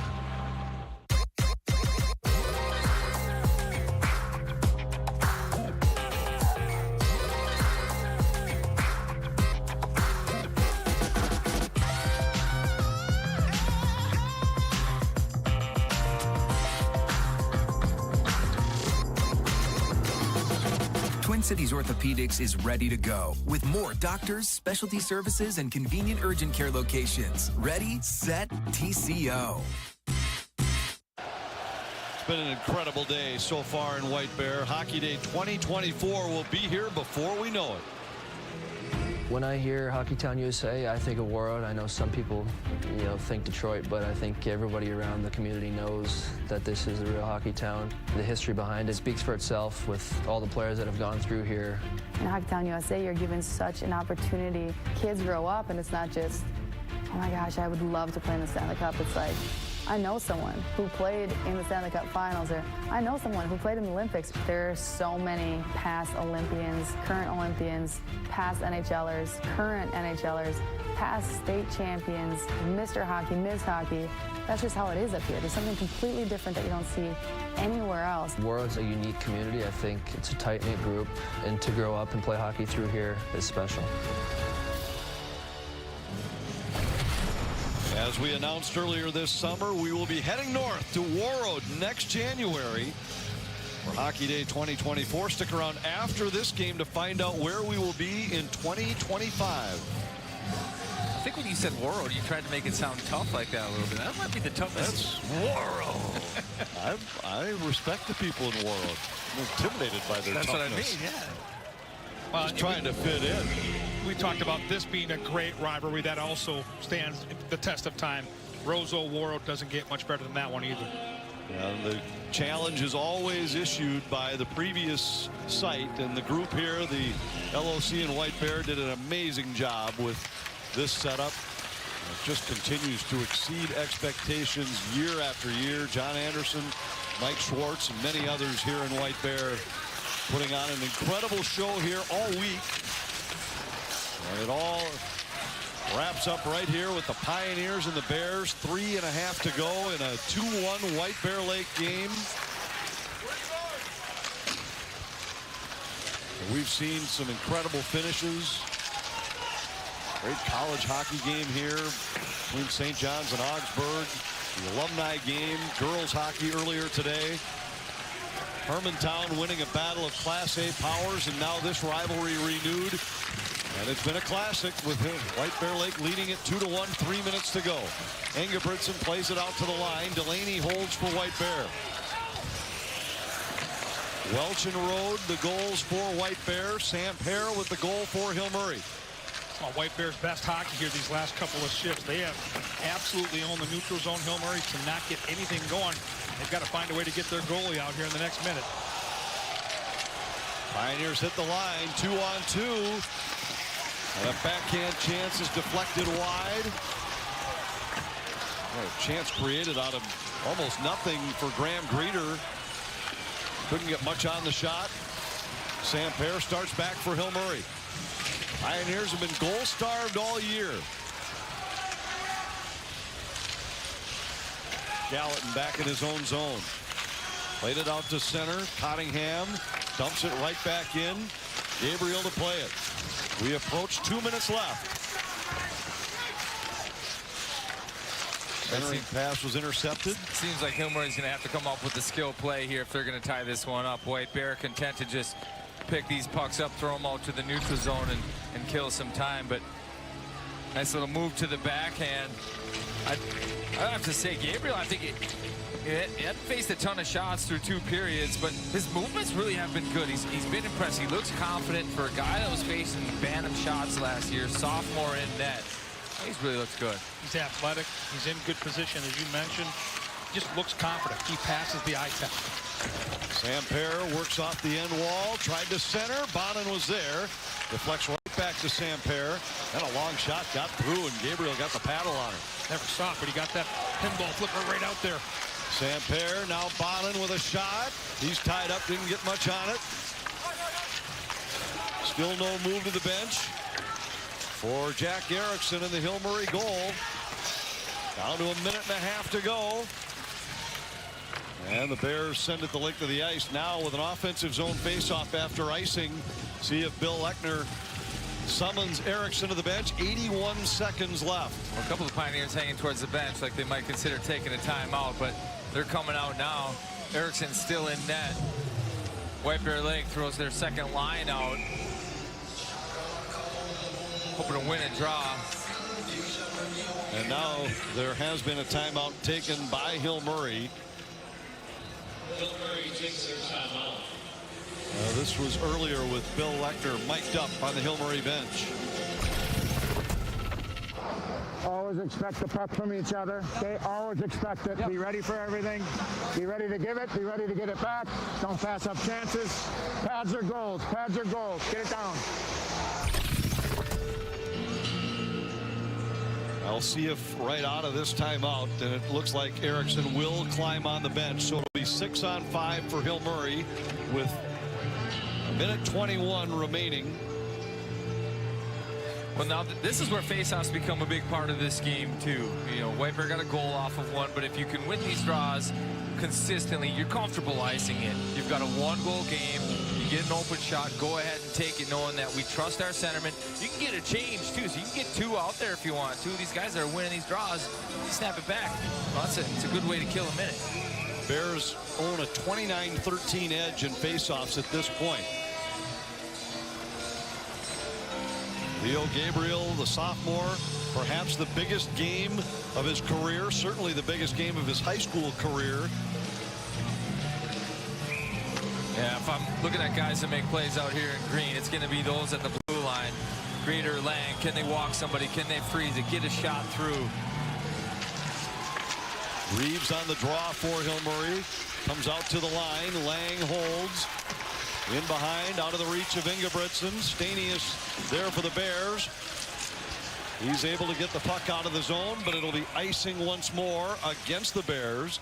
And with 1:07 left, it's now a face-off back in the White Bear zone again. And that's the game plan right there. White Bear, they're totally comfortable icing this puck. But if you're Hill Murray, I'm saying, hey, let's attack from that goaltender's stick side, the blocker's side. They've got left-handed D. No way they're going to be able to get that 200 feet. Pressure them there. See if we can't force a soft play up the wall. Turnover.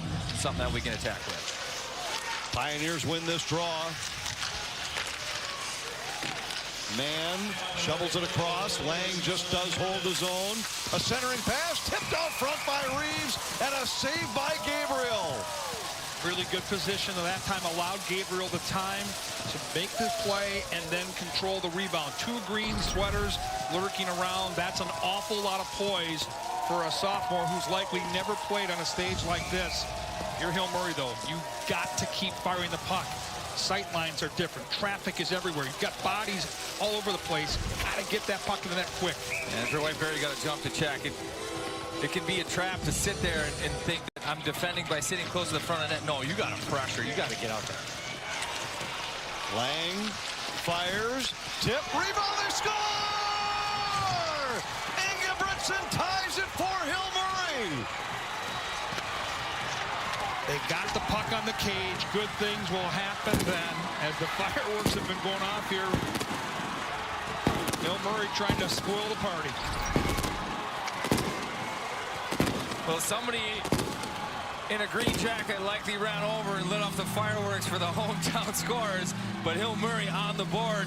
Again, they just crashed the net. They outnumber White Bear, and that's the danger when you play like a prevent style, when you're comfortable icing it. You're just throwing pucks away. Eventually, Hill Murray got possession. They stuck with it. They won battles out front. They tied this game up with just 46 seconds to go. You kind of knew when these teams get together, it wasn't going to be easy. And White Bear tried to milk that clock as best they could. Hill Murray, with the goaltender pulled, has the answer in the final minute. Wow. Well, they're excited on that Hill Murray bench. And it's the leaders. Again, these situations, that's what you ask for on your bench. Your leaders to step up and make a big play. You've got Ingebrigtsen, he scores. Nolan Road, again, just a great story. Somebody still has to be a hero here tonight. And it's someone that's likely going to be a player that has made big plays already. Some players can really adapt to this scenario. That this is something, every year at Hockey Day Minnesota, we see something we haven't seen before. They're cleaning up the debris from the fireworks, which went off prematurely. You got to keep the surface clean. A little taunting there, maybe? Just a little peek over at the bench, right? I mean, just a little peek. Listen, you see a lot of that in high school hockey. How you doing over there? That fuels the animosity towards one another, too. You get that extra little wink, little look. And this was a party. I mean, they had the Neil Diamond going. The crowd was singing a couple minutes to go. I mean, White Bear was ready to just, like, put the cherry on top of the celebration Sunday. And Hill Murray, I mean, this is what you want in a great game with two great rivals. Well, it's not going to be easy. I remember high school, my days, one of the chants would be warm up the bus. This one that would really be fitting, warm up the bus, get it going. It's a cold seat, leaves me comfortable on your ride back. But, yeah, there'll be no warming up the bus. Yeah, 46 seconds left in regulation, but, yeah. We'll see what this delay does, too. I mean, this is an awkward delay after a big, critical shift in momentum. It's a 3 or 4 minute delay to clean the ice up after the fireworks. I actually think that helps her, Murray. If you're White Bear Lake, you're just staring at that and saying 46.7, 46.7. If we could have just held on for 3/4 of a minute, we would have been done with this game. The story would have been great. And look at it. You look at all these guys do it. They're all staring at that clock. I can't believe it. We're that close. Now Hill Murray on the other side, they're excited. They're jacked up. They're ready to go. Let's just drop this puck. They are. Those youngsters over there, I've been watching their bench. They are really fired up, and what a great experience it is for these teams to have a game come down to this. In front of this crowd, doesn't get much better. Right off the draw. A rolling puck, and Gabriel will take no chances and cover. Yeah, White Bear has to be a little stunned right now. They're got to maintain a little composure here, work your way through this final bit of time on the regulation clock, and then reset for overtime. That's likely where we're headed. And we'll see. Like, if I'm White Bear, I'm not even afraid to use my timeout right now and just reset both clubs. Say all of a sudden, okay, got 39 seconds left. Somebody go try to be a hero. Don't sit back. Don't feel sorry for yourself. Let's get out there. Face-off coming in the White Bear zone. Pioneers control. And the Bears send it the length of the ice, but no icing this time because it's on goal. Erickson sets it up. Final half minute.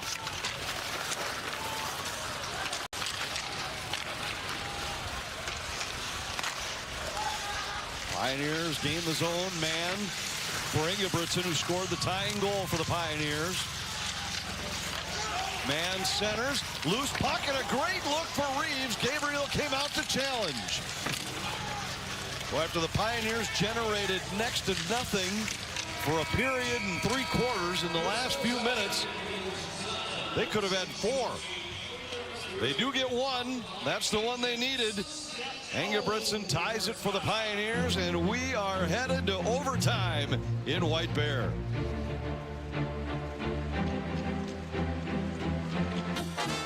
Dear all-wheel drive, let's show the road what we've got. Snowy streets, we're coming for you. Icy grip, we're holding tight. Wintry mix, meh. Safety's the name of our game. Yours, Toyota all-wheel drive sedans.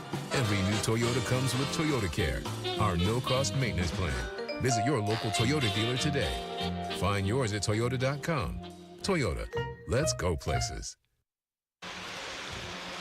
We had excitement early. We had excitement late here on Hockey Day, Minnesota. The Pioneers got it going in the opening minute. Sam Pear on the breakaway put Hill Murray in front. In the next minute, White Bear had an answer as Aiden Welch scored. Then we saw no more scoring until late in the game when the Bears broke a 1-1 tie on a goal by Nolan Rode. And in the final minute, the Pioneers get the tying goal from Brady Ingebrigtsen. And that goal with 46.5 seconds to go has sent us into overtime on Hockey Day.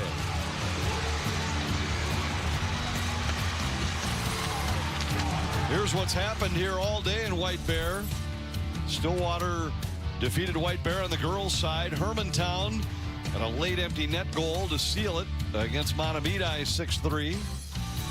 Couple good college games. Minnesota with another win over Michigan State. And here we head to overtime. Still to come tonight from XL Energy Center. It's the Sabres in the Wild. This game has lived up to the hype. This is what you want. White Bear hosting, jam-packed house, drama at the end of the game, and it has to go to overtime. This is fitting. Well, it is great. It is great. This place will go bananas if White Bear finds a way to pot one. Hill Murray trying to play spoiler to Hockey Day 2023 White Bear. These kids got to be in heaven right now. Playing outside hockey, OT, big stage, great rivalry. The atmosphere has just been unbelievable for this game. You're right. The White Bear fans are just waiting for a reason to explode. You wouldn't have expected anything differently between these two clubs. Somehow, some way, it just felt like you'd end up in this spot. Yeah, and Blackner again. I thought this has been Hill Murray's best line throughout the game. Samper Bonin and Samper. They've looked good. He goes with them to start OT, match up against the road line, done all the scoring for White Bear. Fitting as well. You get Hill Murray, White Bear. You get Rode versus Bonin on the draw. 9-on-9. Draw controlled by the Pioneers, and we're underway with overtime. An 8-minute sudden death session. Icing against Hill Murray, and a face-off will come back down in the Pioneer zone. Now every single play matters in these moments. It's every single face-off. It's the attention to detail. You know, are you prepared at the drop of this puck as a winger to take that first step in? Where are you going with it? You have to be prepared, because those little things truly are the difference in these moments. White Bear's been really good in these offensive zone face-off scenarios. Rode wins the draw. Shot was blocked. Recovered by Belisle. He pitches it in behind the net. Welch tried to get it to Borgstad. Deflected puck goes to the corner. Borgstad fights around a check.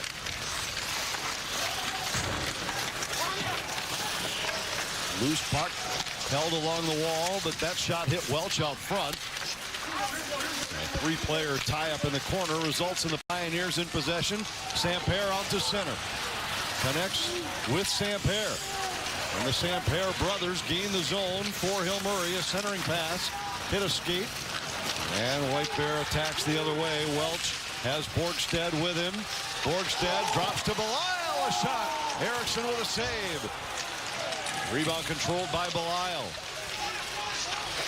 His long shot deflected over the top of the goal. I'm not sure Erickson ever saw it. What a tip from Welch. Good baseball player. He almost bounced that one. Redirects it.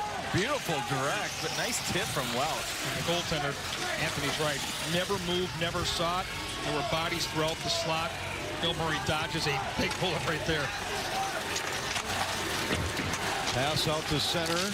Deflected by Stanius. Intercepted at the Hill Murray line. Klepak back after it. Spin move to get out of the corner, and it gets by Gallant and then out to center ice.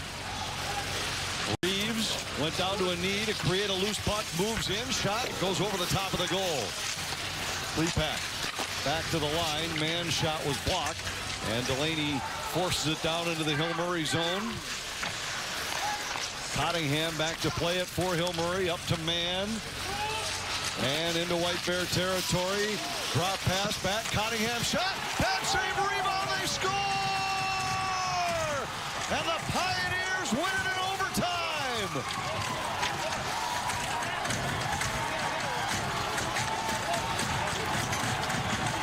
They found their student section on cue. They found some of the green and gold that's here. There's a lot more black and orange. What a finish. I think it's Ingebretson that gets this one. Nice play in the zone entry, but it's the details. You stop in front, you look, he tracks that puck, and it's a rebound that ends up right on his forehand. He jumps on it. He ties it with 46 left, and then just minutes into OT, he gets the game winner, silencing the crowd here. White Bear Lake is on the student section for Hill Murray, going bananas. Good finish for the Pioneers. Ingebretson, the hero. Ingebretson, the tying goal, the winning goal, and the Pioneers make it 5 in a row against White Bear Lake with a 3-2 improbable overtime win. I really do hope they meet again in the section final. It's likely to happen. The psychology right now certainly in favor of Bill Lecter and Hill Murray, but White Bear has to celebrate. What a day this was. Magical all the way through in this game. Absolutely awesome. That's it for hockey from White Bear, but not for the day. We have much more still to come. In fact, Hockey Day Minnesota far from over. We're back at White Bear in a moment. Hill Murray 3, White Bear Lake 2 in overtime on Hockey Day. Maury's Forest Lake Chevrolet, proud to be part of the Maury's family and what it stands for. We believe in new adventures and celebrating life, where we are called to serve and create moments of happiness in our communities. If your vehicle needs a quick tune-up or major work, we have you covered at Maury's with our certified technicians and state-of-the-art equipment. If you ever thought about owning a new car, now is the time. Come experience what we are all about here at Maury's. Maury's Forest Lake Chevrolet, moving life forward. It starts as a kitchen built for right now and grows with you as life changes. Clearview Cabinetry is flexible by design, so you can go from doors to drawers for storage that works at every stage. And the style is so easy to update, you can do it in a snap, meaning you don't have to remodel your space to make it work even better. Because it's not just a kitchen,